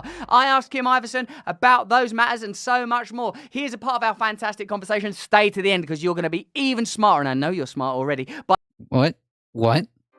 Not a cult, guys. What? Not a cult. Okay? Not a cult. By the end of this conversation, hit me up in the comments below. Let me know what you think about it. Remember to give this video a thumbs up and pass it around. What do you think, given that given what's happening with the FBI and the current investigation and the potential that Trump will be charged under the Espionage Act, which we colloquially at this channel refer to the "We don't like what you're saying" act, the Julian Assange you're going to jail. That's not. Oh my God, that's not necessarily what's going on here. Okay, these are wildly two different things. These are wildly two different scenarios. These aren't even remotely comparable. Julian Assange was threatening to be a whistleblower. Okay? Edward Snowden was a whistleblower. These are wildly different things. Could you make critiques as to if I would have to research to see if they were actually charged under the Espionage Act, but we could make criticism for these two events, right? For obvious circumstances now that we know details. But Trump isn't out here trying to tell people things that we should know, but are being hidden by the government. That's not what's going on here. Oh my God, this is so freaking absurd. It's absurd. It's absurd. Wherever you are in the world, we're putting you in prison act. What do you think about these current Trump charges? Do you think there is legitimate concern, or do you think this is ultimately an attempt to stop him running in 2024 so the Democrat Party don't have to evolve to, to represent people in a more obvious way? Right. to actually represent the people, right? Yeah, I mean, I don't think that they're going to, well, This is indistinguishable from like right-wing garbage. it's hard to say because they've just gone after the guy for 6 years straight, maybe even longer, trying to get him, trying to somehow ensure that, well, they're trying to pin him, right? They're trying to say, well, you are for sure a Russian asset of some kind, a Putin puppet of some sort, a Manchurian candidate. And they've been trying to tie him to Russia for the longest time. Yeah, Trump isn't even denying it, right? Like, he's basically saying, like, yeah, I did, and? Like, I declassified these documents, and? The problem is there's no evidence to suggest that he did, and, like, they clearly had probable cause to go in there and retrieve the stuff that they were looking for. The investigation is moving along. It wasn't, like, dropped.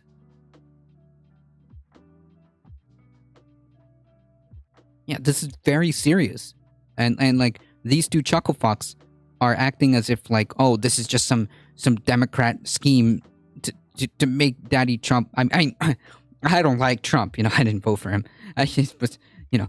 Anyways, to give a veneer of impartiality, I have to open up by saying that I'm not a big Trump supporter, but I will spend 15 minutes defending this guy.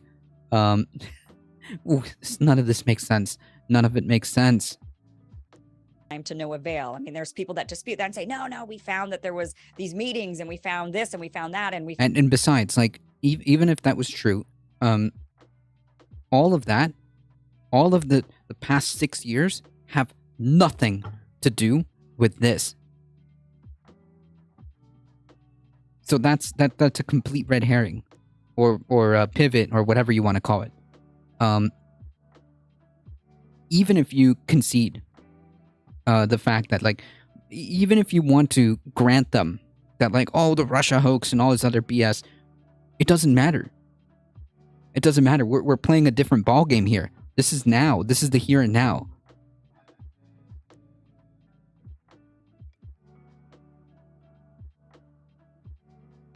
Found, but they really have not been able to prove that Donald Trump is against the United States, that he is a traitor to the country, operating on behalf of Russia to help Russia. Again, nobody cares. Literally, nobody cares. Okay? The problem here is that they're trying to equate, or they're trying to throw smoke screens by saying, like, oh, the past 6 years, so, like, this is just another, iteration of that. Well, no. In the past 6 years, to my knowledge, I don't believe the FBI has spent its time trying to investigate what was going on and wasn't engaging in potential criminal investigations. That's the big difference here. These are completely different scenarios, and yeah, this is dishonest. This is wild. This is wild to me. For whatever reason, his own financial gain, or because, I don't know, he's somehow loyal to Russia in some way, shape, or form. I don't exactly know where they're thinking, what line of reasoning they think Donald Trump would have to be such a person. But that is certainly where they've been headed for the last 6 years. And so with the Espionage Act and investigating him under the Espionage Act, the Espionage Act, as you mentioned, is an act that has been used since the beginning of the time that it was formed. It was formed around World War I. Yes, that's true. Hold on. God dang it. Okay.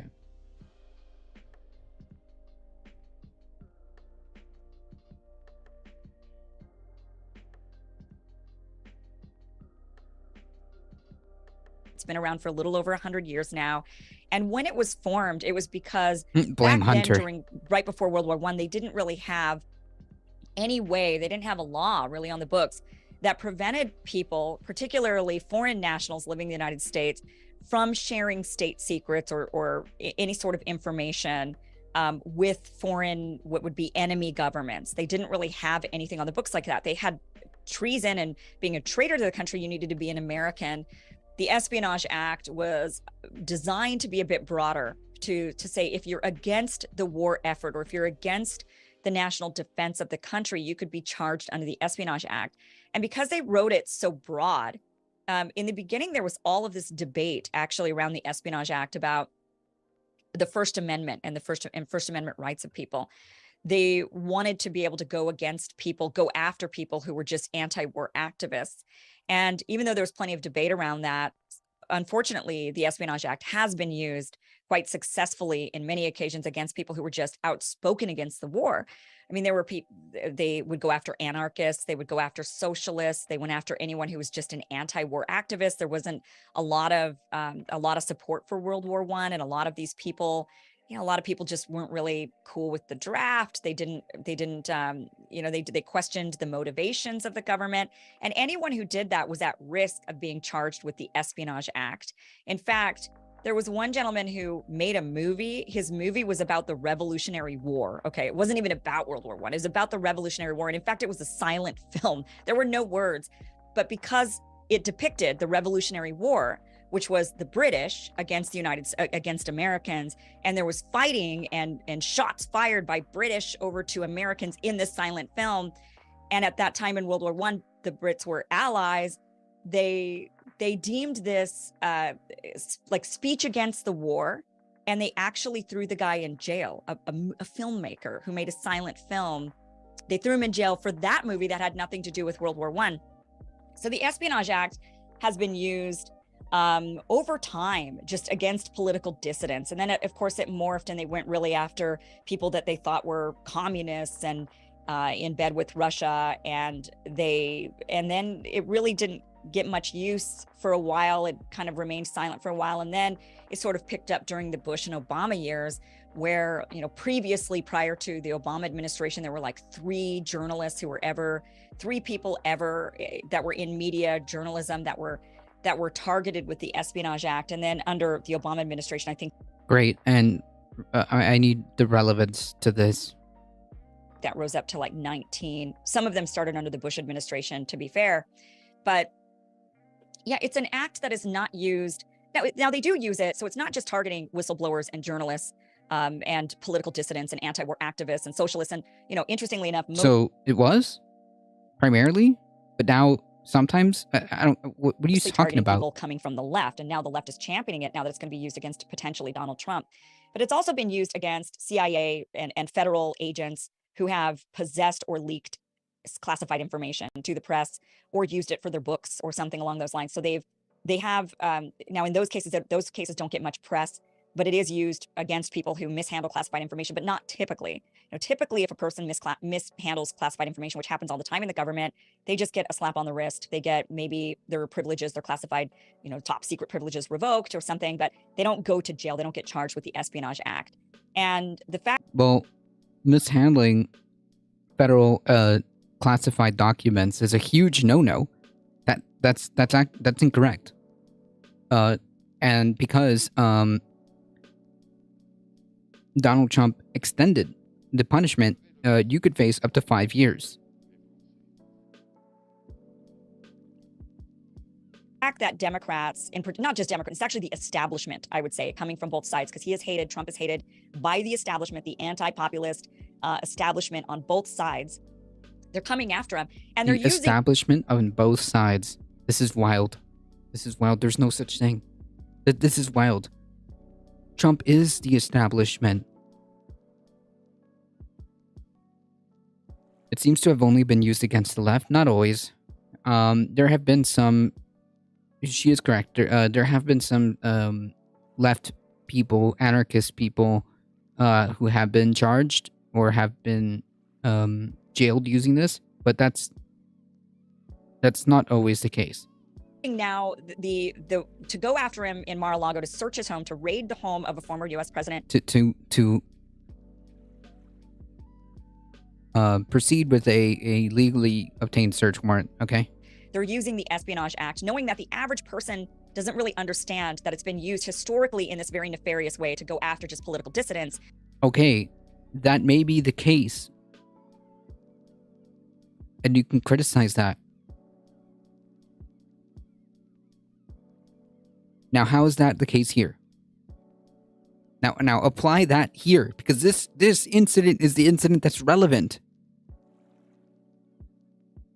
And people criticizing the government. And so they just, the average person sees a headline and sees Espionage Act. That's spying. Oh my gosh, this is terrible. This must be very bad. Donald Trump, they finally got him for being the Putin. And furthermore, again, an investigation, first of all, is not to be taken lightly. But no charges have been filed yet. Like, there's an investigation that is ongoing right now, and clearly, there's enough probable cause, to go forward to the point where they are right now. Puppet we always knew he was. I mean, So, like, if it turns out that it's true, all of it's true, Donald Trump did have documents in his possession that he was not supposed to have. It is, imagine for a second that that's the case. It also is the case because the warrant information or something like that, I think it was the affidavit, I can't remember the exact terminology, but the document related to this Mar-a-Lago search warrant also mentioned that some of those may include nuclear weapons, sensitive information regarding nuclear weapons. If that ends up being true, okay, now what? I guess we just let it go? I don't know. I guess according to these two chuckle fucks, it's all good. Fuck it. that's how how people think and how they're busy. They don't have time to dig deeper to understand these what's really going on. And so, Trump being investigated under the Espionage Act, Hillary Clinton was investigated for the same sort of thing with the emails. No. When it came down to her emails, that would have fallen under the same act. And yet, with Trump, I don't think she was. She had her own investigation done, but I don't think that these are comparable scenarios. I don't think that these were comparable scenarios.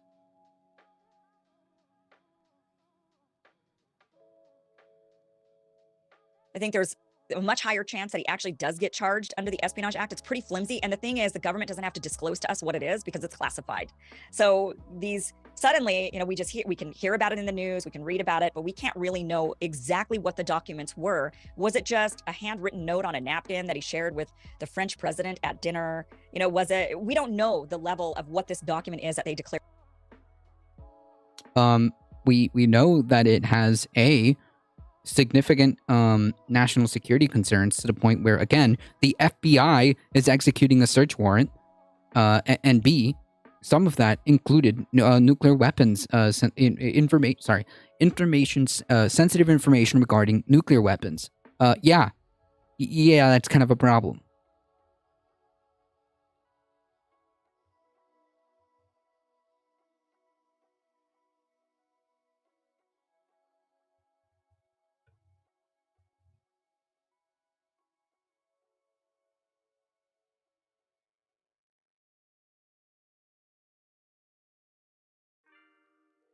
Yeah, U.S. federal agents were looking for documents related to nuclear weapons when they executed a search warrant in Mar-a-Lago. So again, I ask, let's say this ends up being true, once the trial is underway and whatnot, it ends up being true. The receipts are shown. Then what? Now what?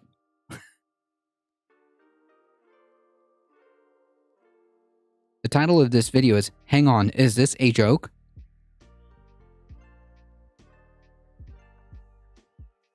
This is wild to me.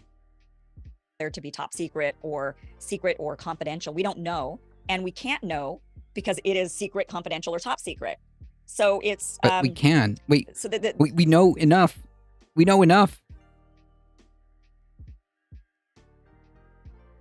Like, wouldn't it be concerning if a high-level official and a high-ranking official, like, say, I don't know, the president of the freaking United States, had documents related to nuclear weapons? We don't have to necessarily know the complete specifics, but clearly they were classified. Clearly they were important to the national security, to the national security of the U.S. So much so that it triggered the National Archives to kick this over to the Department of Justice, and then B, the culmination of all of this ended up in a search warrant being executed at his estate or whatever. I mean, like, yeah. This isn't like Julian Assange, okay? But the chances of Trump being actually charged, I mean, I would think they would have charged him by now if they really truly had something. No, that's not true. As far as we know, there's an ongoing investigation. Holy yikes. What part of that is like so hard to understand?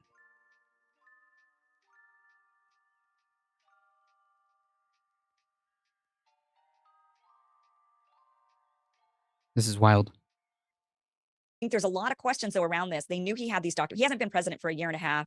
They've known he's been in possession of these documents. We have to remember the guy is surrounded by Secret Service still. So they would have known that he... They didn't. What? No, they didn't. That's why they're asking for them. For months.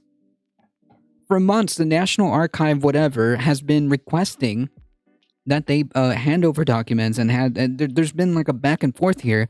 And finally, when they realize, like, look, we're missing a shit ton of stuff. And like, at this point, we're going to refer it to the Department of Justice because this looks sussy-wussy, so to speak. Like, this didn't just come out of nowhere. Would have had these. In fact, they say that the leaker that it worked on behalf of the FBI was a Secret Service agent. So people are around him all the time. Why would it take them a year and a half to go and collect documents this sensitive? And because they have been going back and forth. They have been going back and forth, and Trump's team, or Trump himself, has not been completely forthcoming. That's why.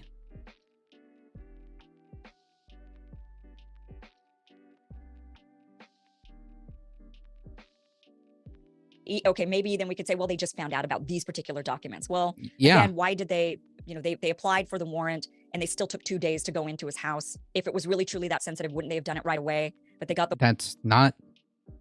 That may or may not be how warrants work. I mean, like, did she bother to take 5 seconds to see, like, whether or not, what the procedure is for these warrants? Who knows? Maybe they couldn't do that. That's not an explanation. You're just speculating. The warrant on a Friday, they waited till a Monday. I mean, the FBI works on Saturdays and Sundays. I can guarantee you that. So why did they wait? I mean, there's just this what if they didn't get approval until Monday? Concerted effort to take... Like, she's supposed to be some type of journalist too, right?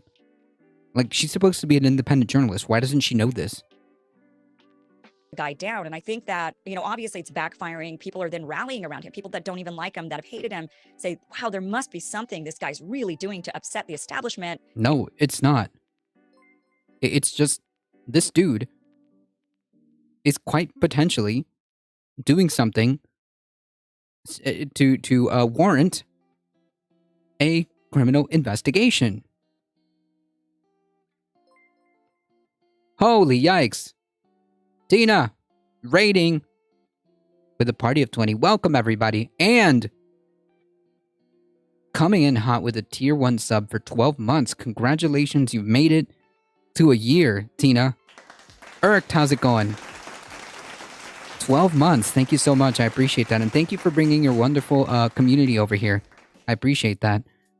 They did have, I believe, on the Friday, but it doesn't matter. Yeah, who knows? Who knows if, like, they needed approval, or who knows if they had to do some, insert legalese here that they had to execute it actually on Monday, whatever the case is. I have no clue.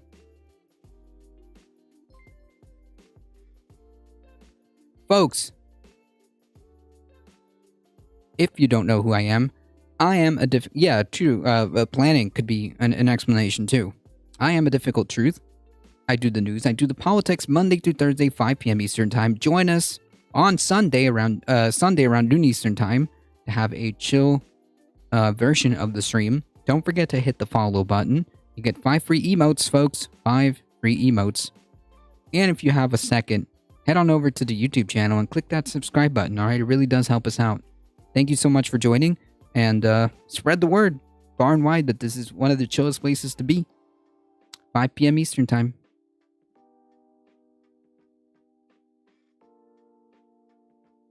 And the title of this video is Hang On, Is This a Joke?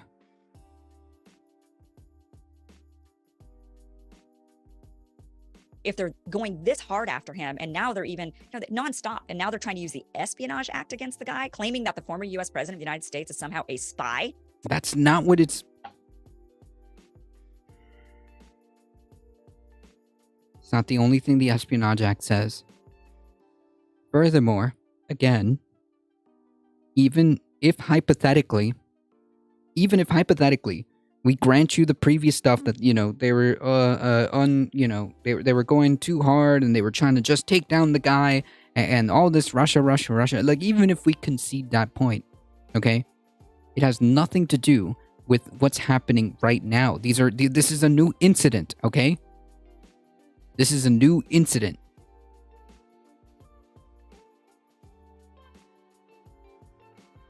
For a foreign country? I mean, that's serious. Do you suppose then... That's also not... That's not necessary, I think. It was said that the FBI didn't want Trump present to impede operations. I don't know if that's true. That it's given that you have, if not dismissed... Jesus Christ. Bro, how rich of this grift are you that you can't afford, like, proper sound? Jesus. Certainly questioned the... why do I have better audio? Why do I have better audio? Russell Brand, explain that one to me. More legitimate motives that would underwrite that action. Do you think it's simply that Trump is regarded as a problem that has to be solved in terms of 2024? Or indeed the idea that there... Oh, I'm just asking questions. Like, the implication being that this is all just simply a political hit job by the Democrats, and the purpose of this is to make sure that he doesn't run in 2024. Or we can let go of the Kool-Aid for a second. We can take off the little tinfoil hat for a second, and maybe Trump is doing some shady shit, as a shady person would. That's his MO, doing shady shit. His entire career, his entire life has been nothing but con after con after con. And it could just be that maybe shady person is doing shady shit. R as a millionaire should have better... Yeah, Russell Brand is... Yeah, he's LARPing as a leftist, okay? With this leftist audio. That's how he's trying to get you.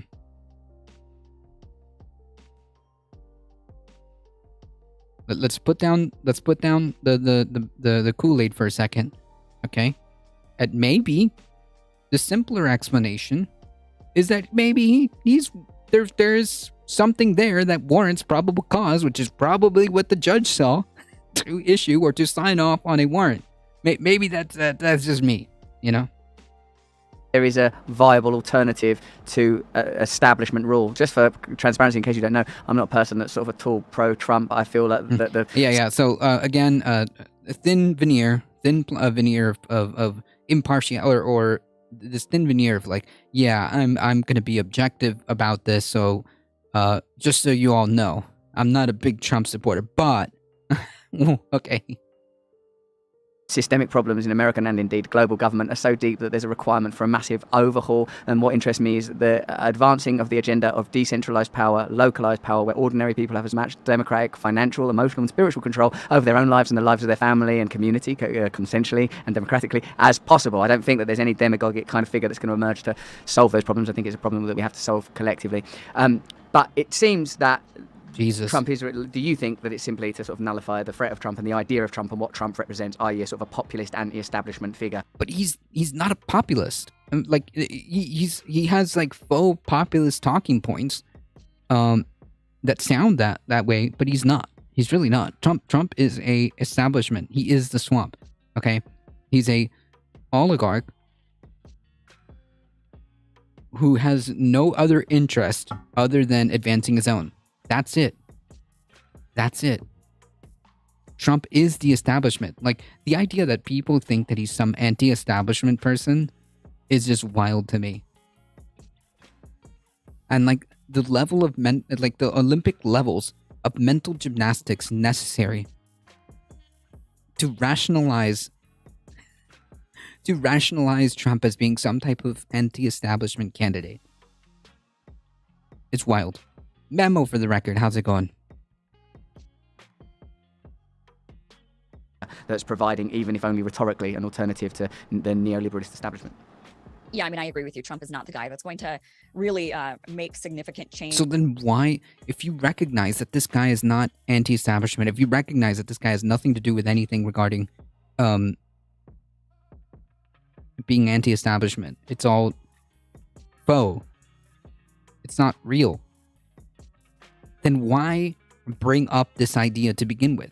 Why bring up the idea like, oh, it's just the establishment and they're trying to silence him? Like, bro, this is almost indistinguishable. Like, we're approaching, if not already, we're approaching like QAnon levels, right? The deep state, the establishment is trying to bring Trump down, and they're gonna do everything they can, including using the power of the DOJ to bring Trump down, because that's what the deep state, like, this is literally almost indistinguishable. We're heading into like Q territory here.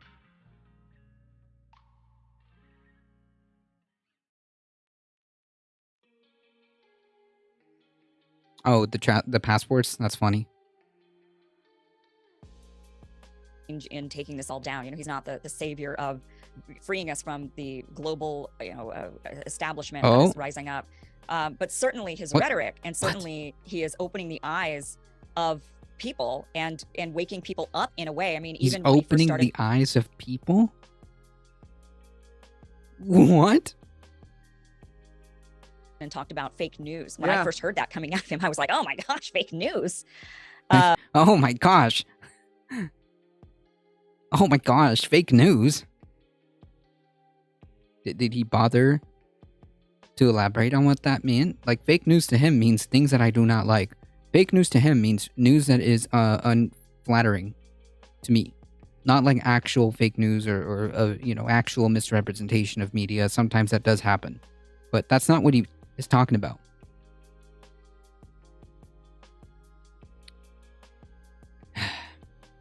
What was that meme? It's like, I like it. It was better in German or something. The Lügenpresse.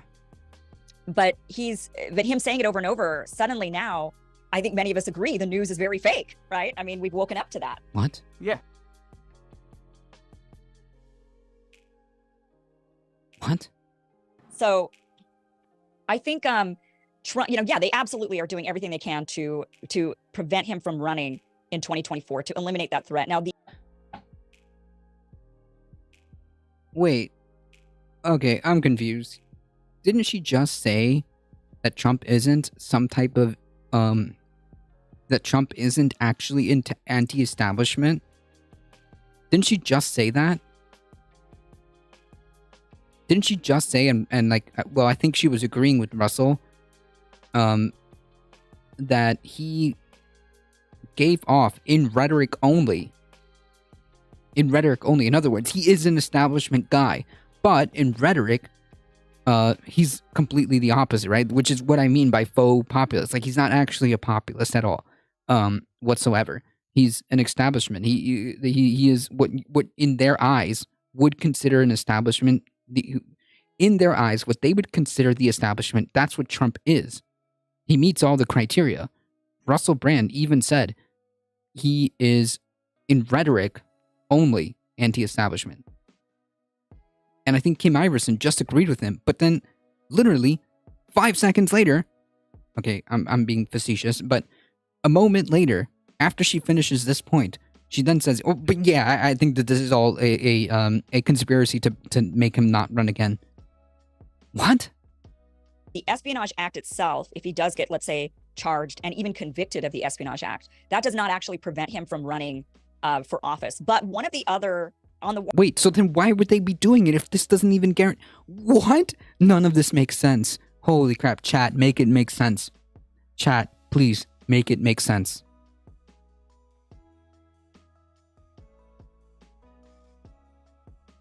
Please, make it make sense.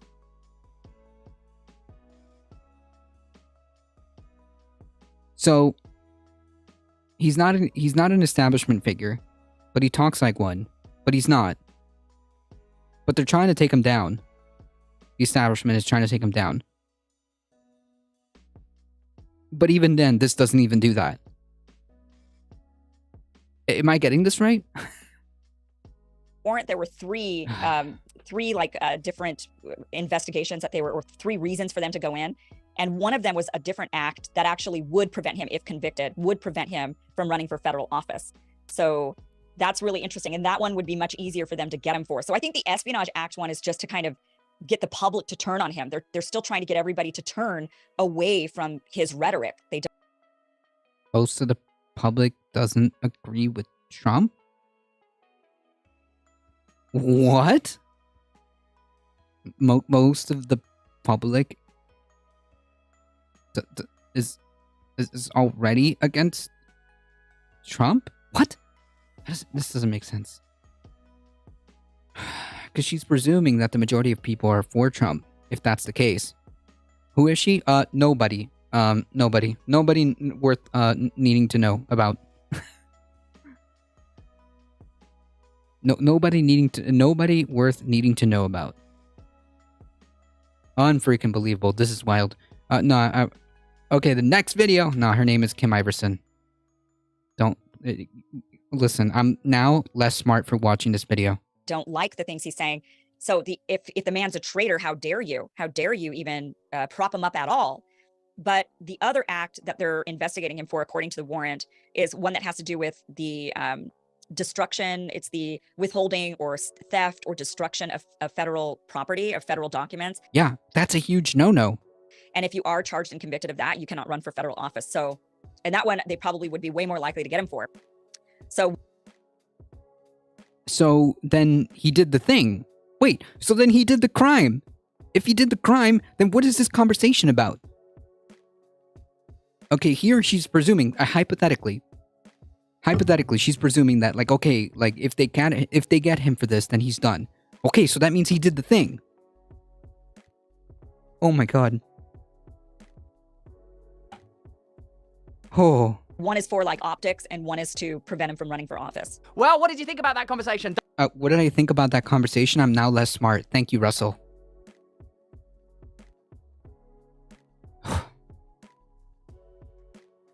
Jesus. I can't believe there's actually a full podcast episode with her in it, not just 15 minutes.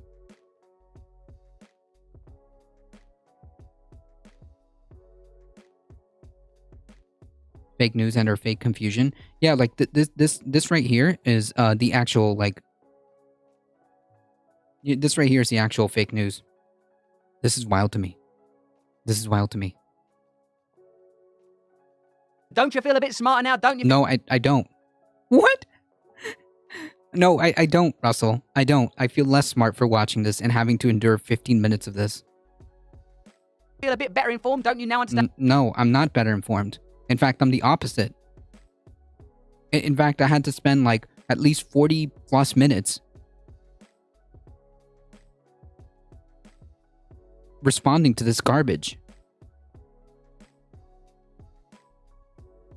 Where the Espionage Act came from? Don't you now understand which particular facets of those charges could prevent Trump from running in 2024? Doesn't it make you query even more why there isn't a political party or political movement that truly represents ordinary Americans, that's interested in people having as much power and control? You don't need to go through all of that to say the last part, okay? You did not need to go through all of this, like, quite frankly, almost admirable. The Olympic levels of mental gymnastics that were performed here. Almost admirable. The Olympic level of mental gymnastics that were necessary to make this video. And totally serious about it, too. As if there was a serious conversation happening here between two intellectuals. This is wild. We're all dumber for hearing that. I award you no points, and may God have mercy on your soul. Nah, I don't think that's possible after listening to this. I don't think that's possible after listening to this. Oh, man. Jesus.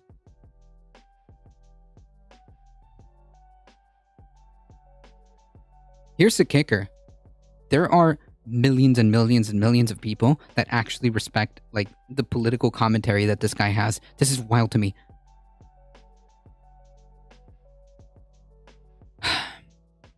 Thanks, Russell.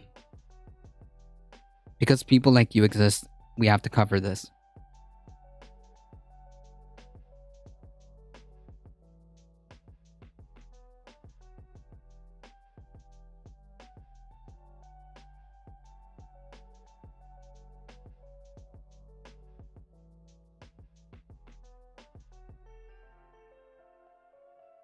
He's just Joe Rogan with an accent.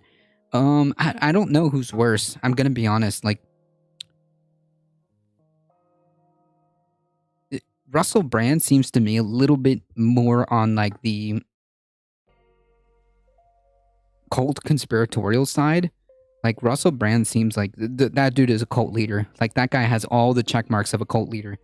So he gives off different vibes. Like, Joe Rogan's just like, how do I say this? Not very smart and just is completely irresponsible and just got like lost in the sauce with his platform. To the point where he's like basically just furthering one particular side. Whether he knows it or not, or he's doing it on purpose or not, it doesn't matter. Yeah, Joe Rogan. The thing with Joe Rogan is, though, that Joe Rogan has a much larger platform. That's the thing with Joe Rogan. He's got a much larger platform.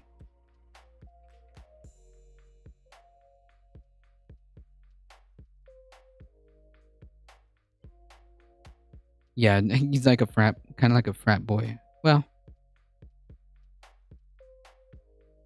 he's like a musclehead, like a meathead.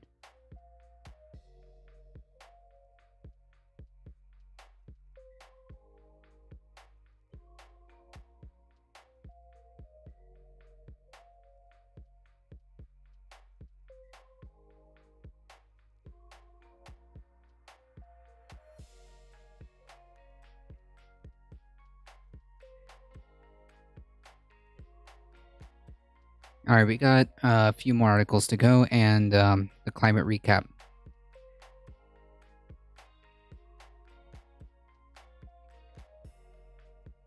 Federal judge rejects Lindsey Graham's bid to quash the grand jury subpoena in Georgia case. Uh-oh. The walls are getting a little bit thinner. The walls are getting a little bit closer, my friends. Have you not seen Geraldo and Bongino arguing on Fox? Nah, but both of them are, clowns in their respective manner. Bongino more so. Like, Geraldo has like moments of lucid, like, rational thought occasionally. But yeah, he's a clown just like the rest of them. A federal judge in Georgia denied Senator Lindsey Graham's bid to avoid testifying before Atlanta area grand jury investigating interference in the 2020 election, rejecting the Trump ally's claim that he was shielded from such scrutiny by legislative privilege. Ha!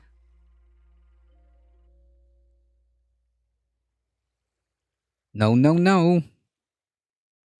U.S. District Judge Leigh Martin May ruled that Fulton County District Attorney Fannie Willis had shown extraordinary circumstances and a special need for Senator Graham's testimony on issues related to the alleged attempts to influence or disrupt the lawful administration of Georgia's 2020 election. The judge's ruling preceded another piece of bad news for key allies of former President Trump in the Georgia investigation.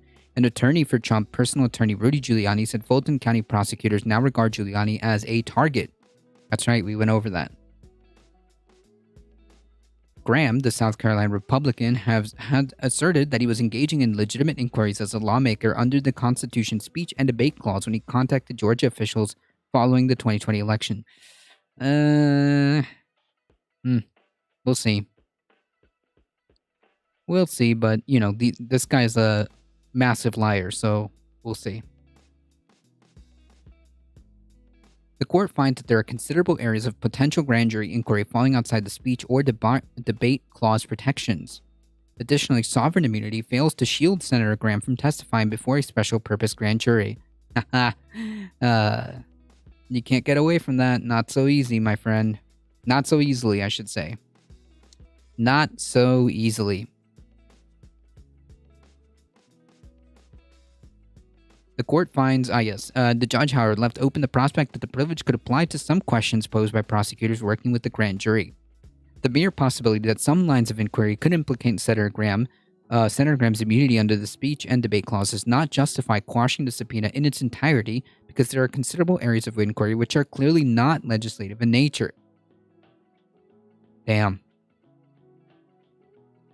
The Constitution's speech or debate clause prevents a local official from questioning a senator about how that senator did his job. Here, Senator Graham was doing his due diligence before the Electoral Count Act certification, where he voted to certify the election. Last week, Graham said that he would exhaust all legal remedies to defend his position. Okie dokie. We'll go as far as we need to go and do whatever we needs to be done to make sure that people like me can do their jobs without fear of some county prosecutor coming after you. I mean, like, dude, if you're doing sketchy shit and now you're under investigation for, undermining democracy and messing with elections, the very thing you accused the other side of, the memes write themselves, the irony, right? Every accusation is a confession, folks. Graham placed at least 2 telephone calls to Georgia Secretary of State Brad Raffensperger and members of Raffensperger's staff in weeks following the November 2020 election, seeking additional review of the absentee ballots, according to court documents filed in support of the subpoena request. The witness also made reference to allegations of widespread voter fraud in the November 2020 election in Georgia, consistent with public statements made by known affiliates of the Trump campaign. Oh boy. Oof. The witness also made reference to allegations of widespread fraud. Yes, we saw that. Graham had previously denied claims that he was pressuring officials to exclude ballots, saying that he was attempting to understand the method for which different states examine ballots. Question. 2 questions. A, what state are you representing again? Oh, South Carolina? What state is this investigation happening in?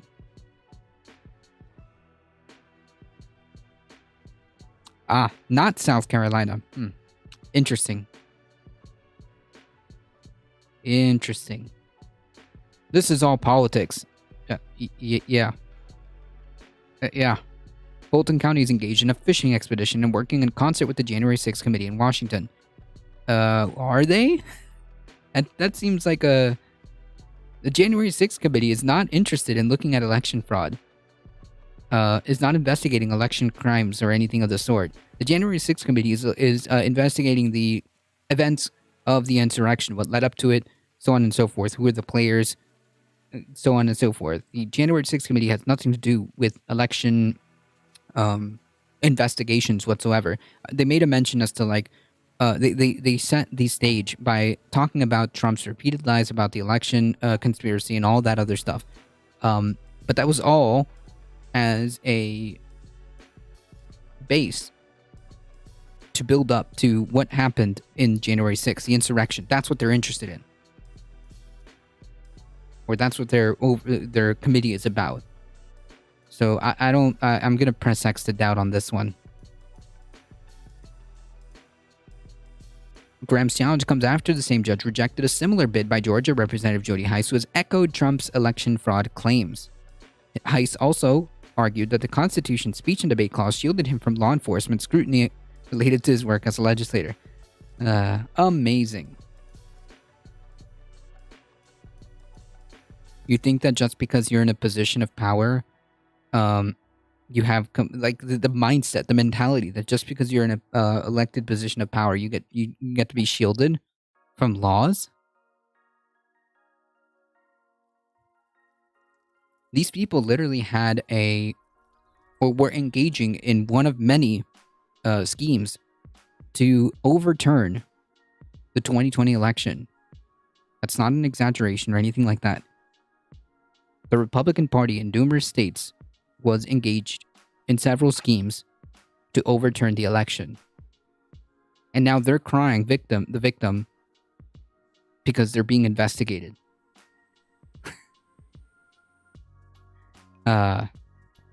You can't make this stuff up, folks.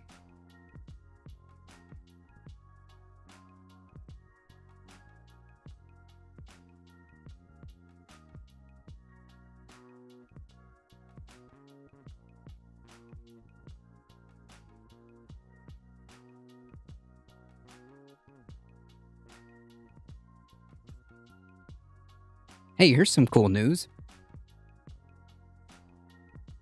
The US could see new extreme heat belt by 2053, and that's 31 years from now, when I'll be definitely alive. Yeah. An extreme heat belt reaching as far as Chicago, far north as Chicago, is taking shape, a corridor that cuts through the middle of the country and would affect more than 107 million people, a third of this country, or just under it, over the next 30 years. That's not the next generation, or that's not, 100 years from now, and we don't need to worry about this. It's happening in my lifetime, that's for sure. According to a new data on this country's heat risks. The report, and I'm pretty sure that this is not just here. The report released on Monday by a nonprofit research group, First Street Foundation, found that within a column of America's heartland stretching from Texas to Louisiana north to the Great Lakes, residents could experience heat index temperatures above 125 degrees Fahrenheit by 2053, conditions that are more commonly found in California's Death Valley or in parts of the Middle East. Yeah.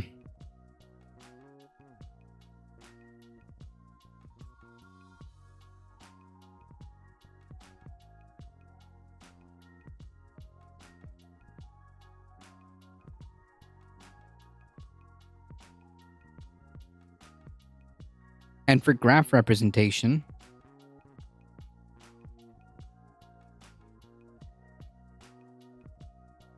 this is next year. This is 30 years from now.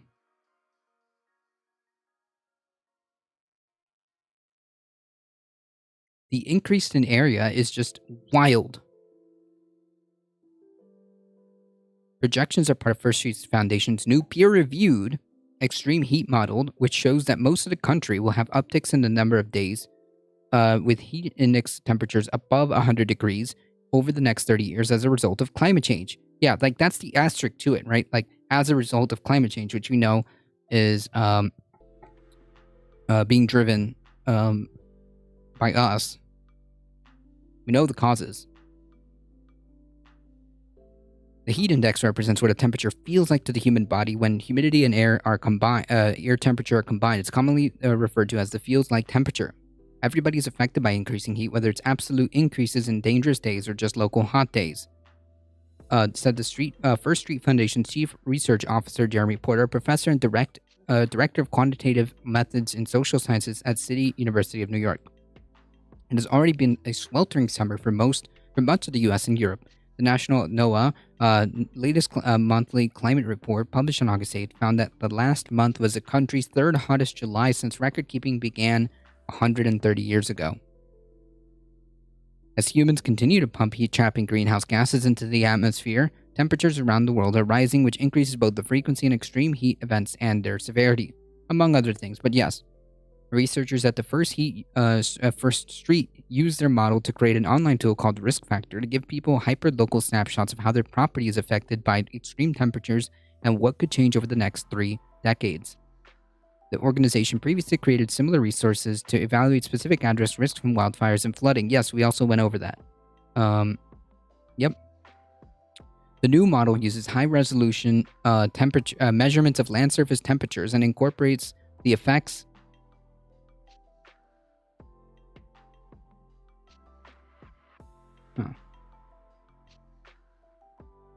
Okay.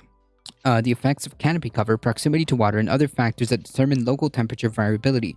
Future heat risk is then calculated using different forecast scenarios for greenhouse gas emissions in decades to come. Researchers also look at the 7 hottest days expected for any property this year and calculated what the equivalent could be in 30 years. Across the country, they found that on average, a community's 7 hottest days are projected to become the location's 18 hottest days. Oh, man. Whew. By 2053. Yeah.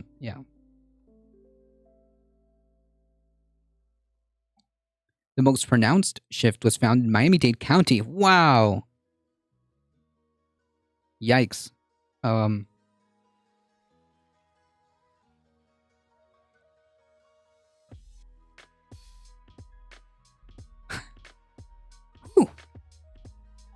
said where the area's 7 hottest days with heat index temperatures at 103 are projected to increase to 34 days that are at that temperature in 30 years. Wow.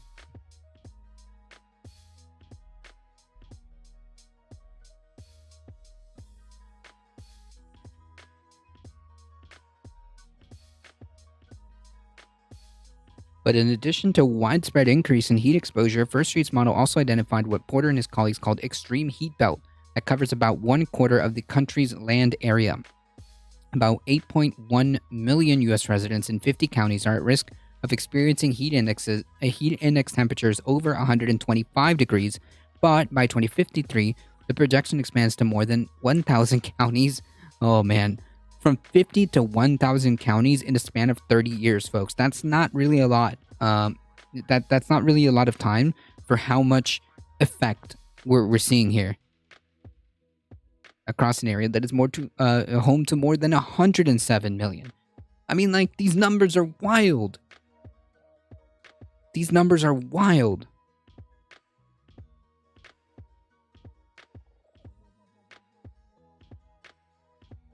The zone's geographic boundaries and its sheer size were surprising. How far north it stretched, I think a lot of people are just hearing southern Wisconsin, Chicago, and those areas being part of the extreme heat belt is surprising. The agricultural impact of such a wide-ranging heat belt in the country's heartland is particularly worrisome. Yikes. Again, it's not just, summers are hotter. It's not just that. Said Noboru Nakamura, a professor of geophysical science at the University of Chicago, who is not involved in the First Street's research. If there are hot spots and dry spells in these places, farmers will have to shift their priorities and what type of crops they'll plant that will have a lot of long-term consequences. Yeah, it turns out, food is kind of important. Just a little bit. Just a teeny bit. Food turns out very important, and if conditions create the inability to grow foods or grow the certain kind of foods that in the areas that we're normally used to, that's a teeny bit of a problem. Food and all, things that we need. There's also, not to mention, like, as temperatures get hotter, droughts become worse, droughts become more prevalent, droughts become the norm. Water is also going to be a problem. And again, it turns out, and this is true, we kind of need that.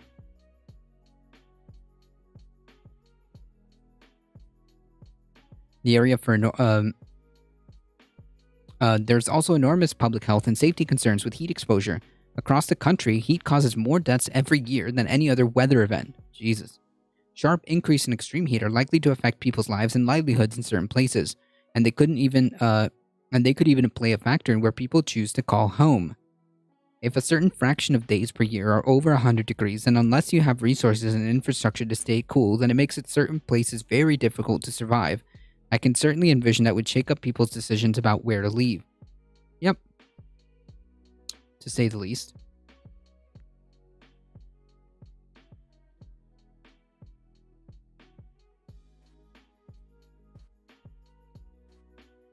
What? That's it? I thought there was an ending to this. Nope. Okay. TLDR, it's getting worse, folks. And it's not something that, it was going to happen in like 100 years. I won't even be alive for it. Nah. It's happening now. It's happening now, and it's only going to get worse should we continue to go down the same path, right? Go down the path of business as usual. It's just not sustainable. This is not an acceptable outcome.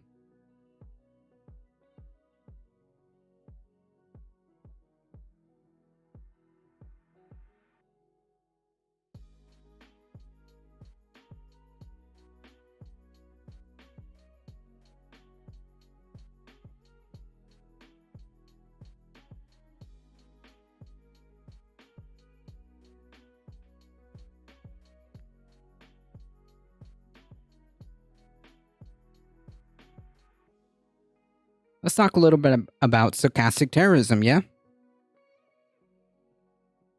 The FBI Homeland Security warned about threats to law enforcement after Trump search.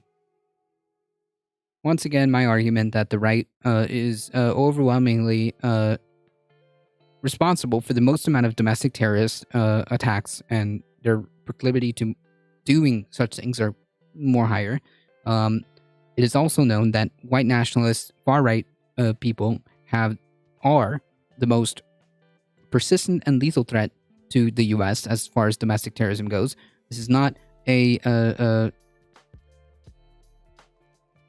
is not out of this is not out of thin air. This has been corroborated by multiple law enforcement agencies, and it seems to be the case that it will just continue.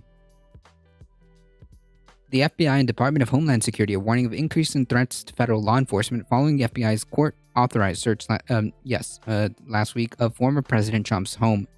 The agencies issued the Joint Intelligence Bulletin on Friday, days after federal agents executed a search warrant at Trump's Mar-a-Lago. This is exactly how it should be reported, right?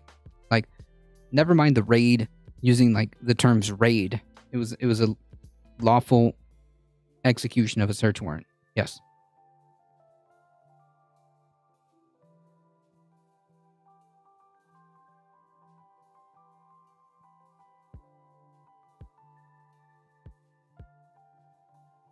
The agencies, Trump, his political allies, and conservative media have denounced the FBI and the search, even though it's approved by a federal judge. They also have pushed Trump's claims that he's being targeted for political reasons. Right. Trump supporters, including many Republican lawmakers, have echoed those claims and lashed out at the FBI and Justice Department. House Minority Leader Kevin McCarthy, for instance, accused the department of being politically weaponized.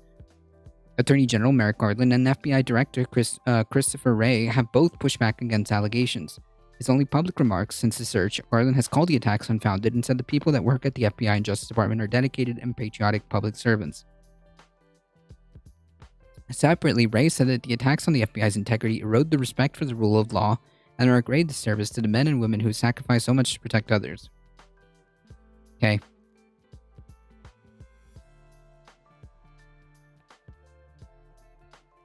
He also said that violence and threats against law enforcement should be deeply concerning to all Americans. Remember, folks, this is the Back the Blue. Law and order. The radical left, all they want to do is defund the police but also defund the FBI.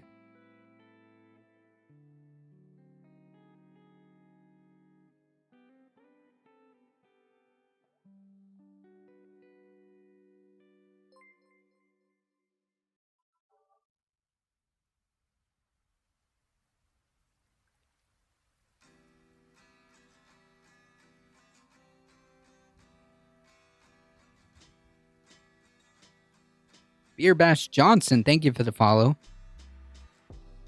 I see Tina 2 rated over here. Hello, everybody. Howdy. Welcome.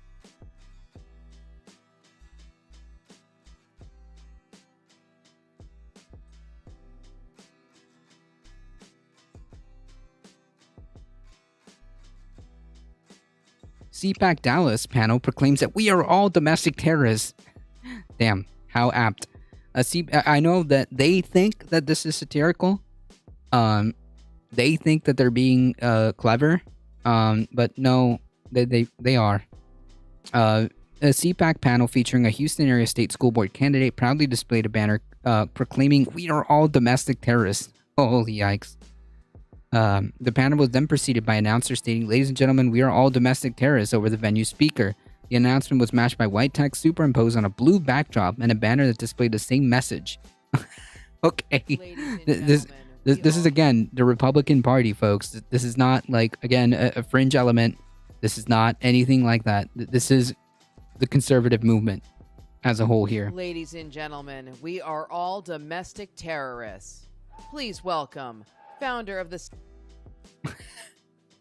The announcer then introduced a panel titled "We Are All Domestic Terrorists." The engagement including Julie Pickren, a school board of education candidate running to represent District 7 out of Manville, Texas. As reported by the Houston Chronicle's Edward McKinley, Pickren was voted off the Alvin ISD Board of Trustees in 2021 after participating in the Stop the Steal rally that preceded the January 6th insurrection. Yeah, so she's an election denier. Seeking a position in the school board. Nice. Nice. Pickren claimed the line that was meant to be tongue-in-cheek. According to the Texas Monthly, nobody in this room is a domestic terrorist. Except when it happens, right? guy in Cincinnati, Ohio. The multiple domestic terrorists that attacked the Capitol at the insurrection of January 6th. Yeah. Political experts say that despite Pickering's assurances, the slogan represents a departure from conservatives' past attempts to reappropriate labels given to them by groups they perceive as political opponents. Cal Gilson, a professor of political science, said the slogan is likely another attempt to repurpose liberals' derogatory label for right-wingers as badges of honor, such as deplorables. Sure, but this one's serious, so I don't know. Good meme. Good meme, CPAC.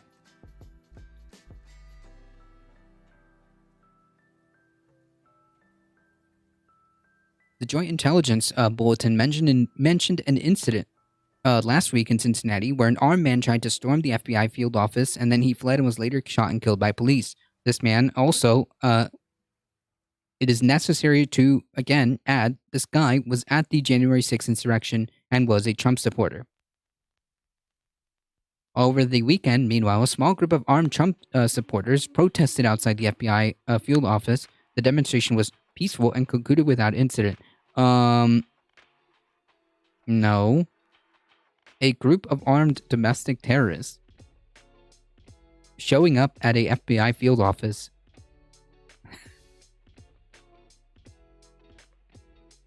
Yeah, okay. A federal judge in Florida unsealed the search warrant and property receipt from the Mar-a-Lago search. It showed that agencies seized documents labeled secret, top secret, as well as some classified at higher levels of top secret / I forget what SCI is. Secret, confidential something. The warrant indicated that investigators are probing possible violation of 3 laws, including one that falls under the Espionage Act, sorry.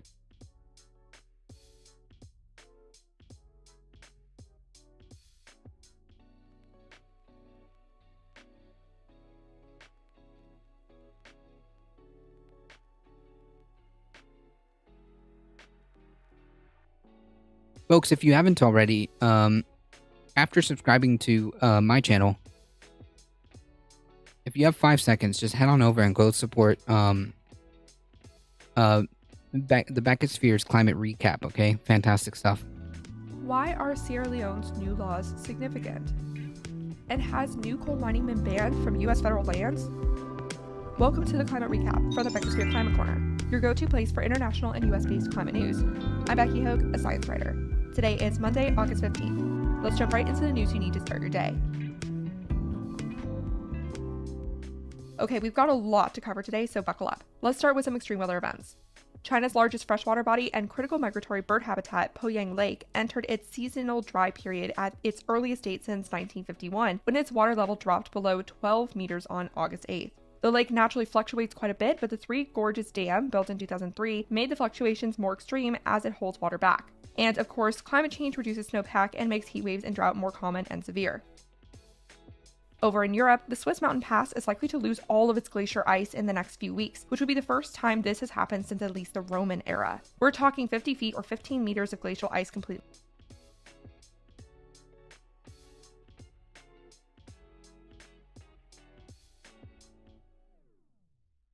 Do you have climate anxiety? I don't know. Are you saying that, am I worried about the way things are going? Yes.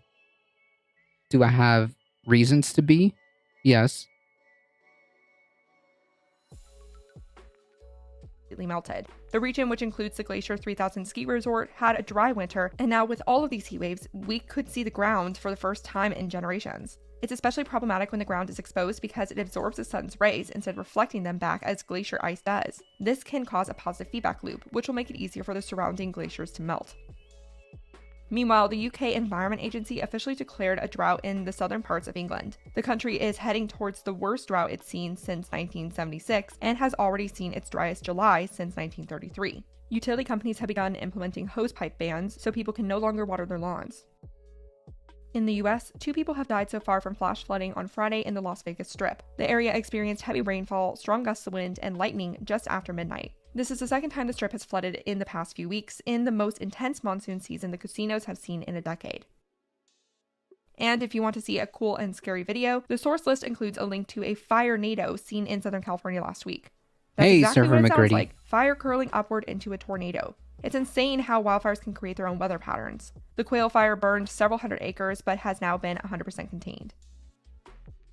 Time for some climate studies.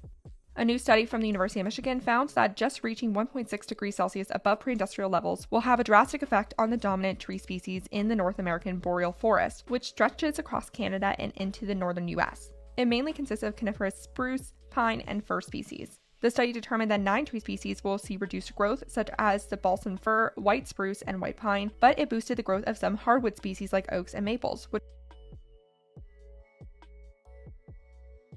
No problem. What are we learning about? The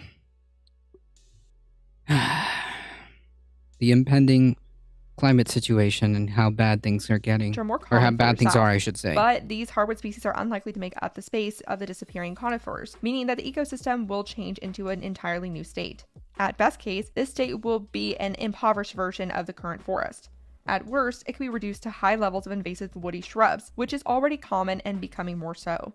Less overall tree cover can impact local... Great news. Oh yeah, fantastic. We're doing great. We're doing fine. Nothing to see here. In fact, we should continue to do business as usual.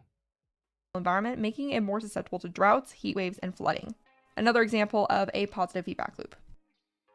A different study, this one from the University of Michigan and the Woods Hole Oceanography Institute, determined that the Gulf of Mexico was in a 900-year cooling trend until the Industrial Revolution, when it reversed course. This last 100 years has been warming faster than other 100-year periods this millennia, and the region is warming faster than the planetary average. It broke its heat record in 2021. This is problematic for the famous Maine lobster population, which... Global warming, that didn't work. So it's called climate change now. That will get them. I don't know what the point of that comment was. Doesn't make any sense. Climate change, global warming. Same difference. Climate change is, I think, probably the reason why climate change is more accurate is because it's not just global warming, right? The Earth's systems are much more complex than it's, just a little hotter. No. So yeah, I think that, in fact, climate change would probably be a better term. Which could see a 40 to 60% decline by 2050, according to a 2018 study. Other studies have found that the juvenile population is declining faster than the mature population. The warmer water has impacted plankton populations, which is their main food supply. Additionally, invasive green and blue crabs are moving into the warmer waters. They can wreak havoc on the local ecosystem by switching up the food chain. We have many climate victories today. The small West African country Sierra Leone passed several new laws last week that ensure that companies must obtain express consent from local communities before starting any mining, industrial, or farming activities. Basically, any land-owning resident can veto any project that impacts their land. This country is one of the poorest in the world despite being resource-rich for mining. The country has been abused through invasive mining and sugarcane and palm oil farming, which has resulted in deforestation, landslides, and soil erosion. Now the country has said it has had enough. These laws are called some of the most protective in the world by human and environmental rights groups, so Nice. This can be a turning point for the country. On August 4th, Australia rejected plans for a major coal project near the Great Barrier Reef that would have Nice. likely impacted the heritage site. Clive Palmer's Central Queensland coal project would have produced 10 million tons a year. This is the first coal mining project denied under the country's new Environmental Protection and Biodiversity Conservation Act. This court decision was announced on the same day the lower parliament passed legislation to cut Australia's emissions by 43% compared to 2005 levels by 2030. This legislation has since become law. Over in Europe, Iberdrola's turned on Europe's largest solar power plant in sunny Spain. Now the country is trading its power at almost 3 times higher than the 5-year seasonal average. The plant is located in the Extremadura region and is made up of 1.5 million solar panels. It will produce enough energy to light over 334,000 homes, according to the company. It's already connected to the grid and will slowly be integrated over the next 4 weeks. It's too small to likely impact energy prices, but if Spain continues to add solar at the exponential rate it has been since 2018, it will not only hit its 2030 goals, but also slowly lower energy prices long term. In the US, the House of Representatives passed the Inflation Reduction Act. Yay! If you don't know why this is such a big deal, I did a video on this act on my main YouTube channel, and you can find a link to that in the description below. This is the biggest climate bill in US history, and it has the potential to reduce emissions down to 40% compared to 2005 levels by 2030. Now all we need is for President Biden to sign it, which he will likely do sometime this week. We need to celebrate this win from the historic largest emitter. The evening this news was announced, I brought out the champagne. That same day, a federal judge ordered the Interior Department to pause issuing new coal leases, which is another huge win. Former President Obama put a moratorium on new coal mining, but Trump removed it. So on Friday, a Montana court judge said that No, not right. Like, are you just making vague, like, suggestions? Like, right? Like, do you have, like, an argument? Because what it sounds like is that you're disputing this, right? Your energy, your tone sounds like you're disputing this. You're making it seem like, oh, well, first of all, you defined these terms. And now you're just going, right, in a seemingly sarcastic tone. So, like, are you going to make an argument, or are you going to make an argument that somehow manages to supersede the plurality, the consensus of the world's climate scientists? Are you going to present me with such a well put together, peer reviewed research that is just going to blow all the scientific consensus out of the water? Because if so, then do it. If not, the Trump administration failed to study the full environmental effects of permitting for more mining. Now it's up to the Biden administration to issue a new environmental analysis or not. Coal is the dirtiest and most expensive form of stable fossil fuel energy. True. We have a few climate fails today. A new report by the Climate Policy Initiative shows that Africa is currently getting just 12% of the financing it needs to adapt to climate change. Africa needs about $250 billion a year, which is 2.5 times the amount wealthy countries has promised to pay all emerging economies each year to transition to clean energy. There is currently no international agreement for wealthy countries to provide money to developing ones for adapting to climate change. In 2020, only $29.5 billion was allocated to Africa to help with climate change adaptation efforts. This will be a hot topic for the United Nations Climate Conference, COP27, in Egypt in November, so the report was strategic in its release.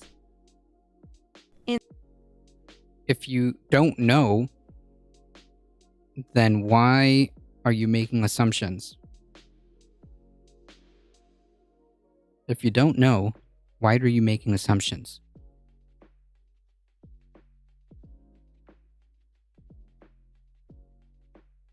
In South America, the United Nations Development Program, or UNDP, announced a regional aid package for the Siona Indigenous Reservation in the Colombian Amazon to gain access to water and electricity infrastructure. Sounds good, right? Well, the problem is they're working with the multinational... If you don't know, why not ask the people? Or why not seek knowledge from the folks who study this? Why not seek knowledge from the people who have dedicated their entire lives studying this stuff?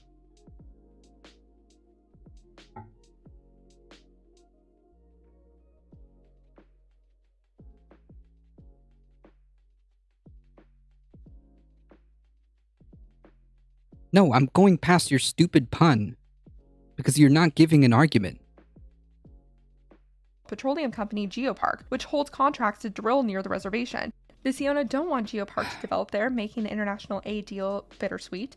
This is just one of many UNDP collaborations with oil companies around the world. The agency still clearly treats these corporations as partners, not climate criminals, despite many of the people the agency helps being against fossil fuel presence because they have to live there with the impacts. The UNDP uses oil money to pay for clean water and job training. Internal documents have shown the agency has helped oil companies by dampening down opposition to drilling projects and conducted analyses for them to make it easier for oil companies to operate in sensitive areas. The UNDP claims it encourages clean energy development and doesn't encourage drilling. They say sometimes working with fossil fuel companies is necessary to get people out of poverty. There's more to the New York Times story, which you can find in the source list linked below. Meanwhile, the European Union warns that the electric vehicle tax credit in the new Inflation Reduction Act could break World Trade Organization rules by discriminating against European producers. This is because the bill requires the batteries to be built in North America with minerals mined or recycled from there for the vehicle to be eligible for the $7,500 tax credit. Car companies were fighting against this part of the tax credit requirements since the bill was introduced because we don't have a solid domestic battery production system yet here, so that rule would knock out practically any cars from getting the credit. The rule was made by West Virginia Senator Joe Manchin, who dislikes EV tax credits because he calls Wow, them a subsidy. that's wild. So like, so it does fuck all. Nice. For China. To be fair, most battery parts are made in China, but that's a problem for the industry worldwide, which will take time to fix. We'll have to see if the EU does anything formal about this potential violation. I want to end today's episode with some good state news.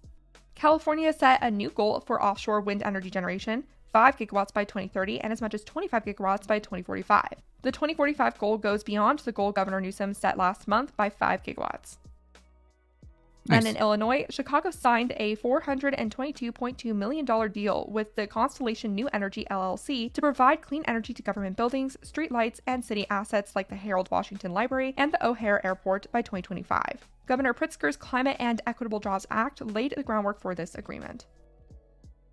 Finally, Massachusetts passed a massive climate and clean energy bill that includes sweeping policies to impact renewables, transportation, and fossil fuels to bring the state closer towards net zero emissions by 2050.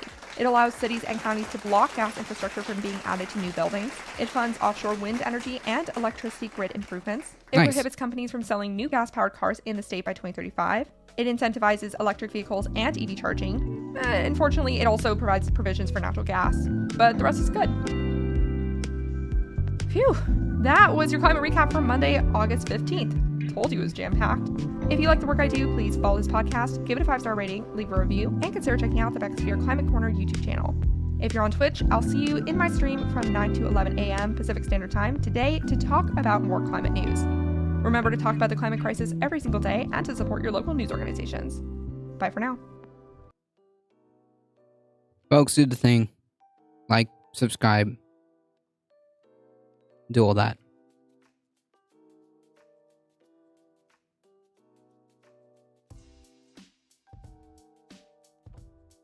What's her Twitch? Beckosphere, I believe.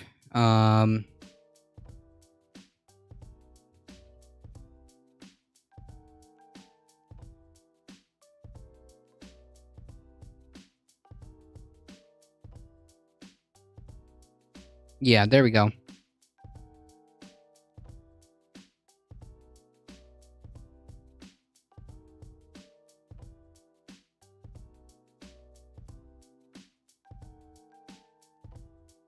Actually, let me see something.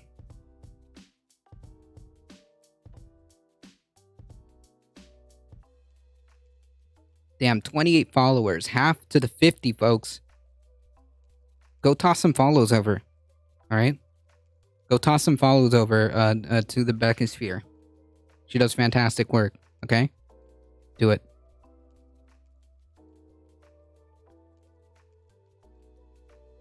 Alright, folks. We did it. We got through everything. Smooth sailing. We got through all the articles that we needed to get through, and just followed on Twitch. Nice. And just at 8 p.m. too. Perfect timing for everything. Folks, if you guys enjoyed the content, don't forget to hit the follow button. You get 5 free emotes, and don't forget to hit the subscribe button also on the YouTube channel while you're there. Oops, sorry. While you're there. If you guys want to keep up with the channel and want to join the Discord for any updates that I do, make sure you join that there. Don't forget to check out this month's sponsor, HelloFresh, ! HelloFresh. Click the link. Once again, use code POGHF475 to get up to free 16 meals, 3 surprise gifts across your 6 HelloFresh boxes, plus free shipping on the first box, okay? And you get to help out the channel. How about that?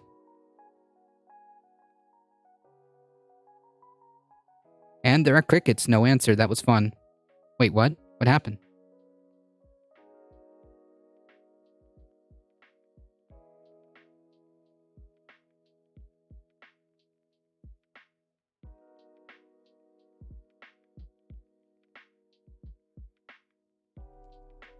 Oh. Whew. That one actually went over my head, okay? That one went over my head, okay? Shh. All right, listen, chat. Nothing happened, okay? Nothing happened. Don't forget, hit the follow button, do the thing, all right? Please stay safe. Please take care of each other. I love y'all, and I hope to see you guys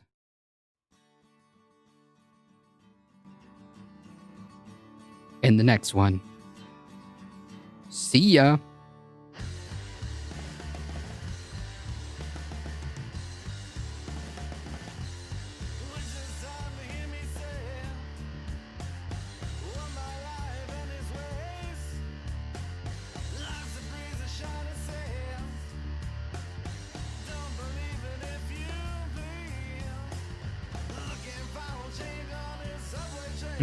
I was like, wait, no, it took me a second, okay? Shh, nothing happened, okay?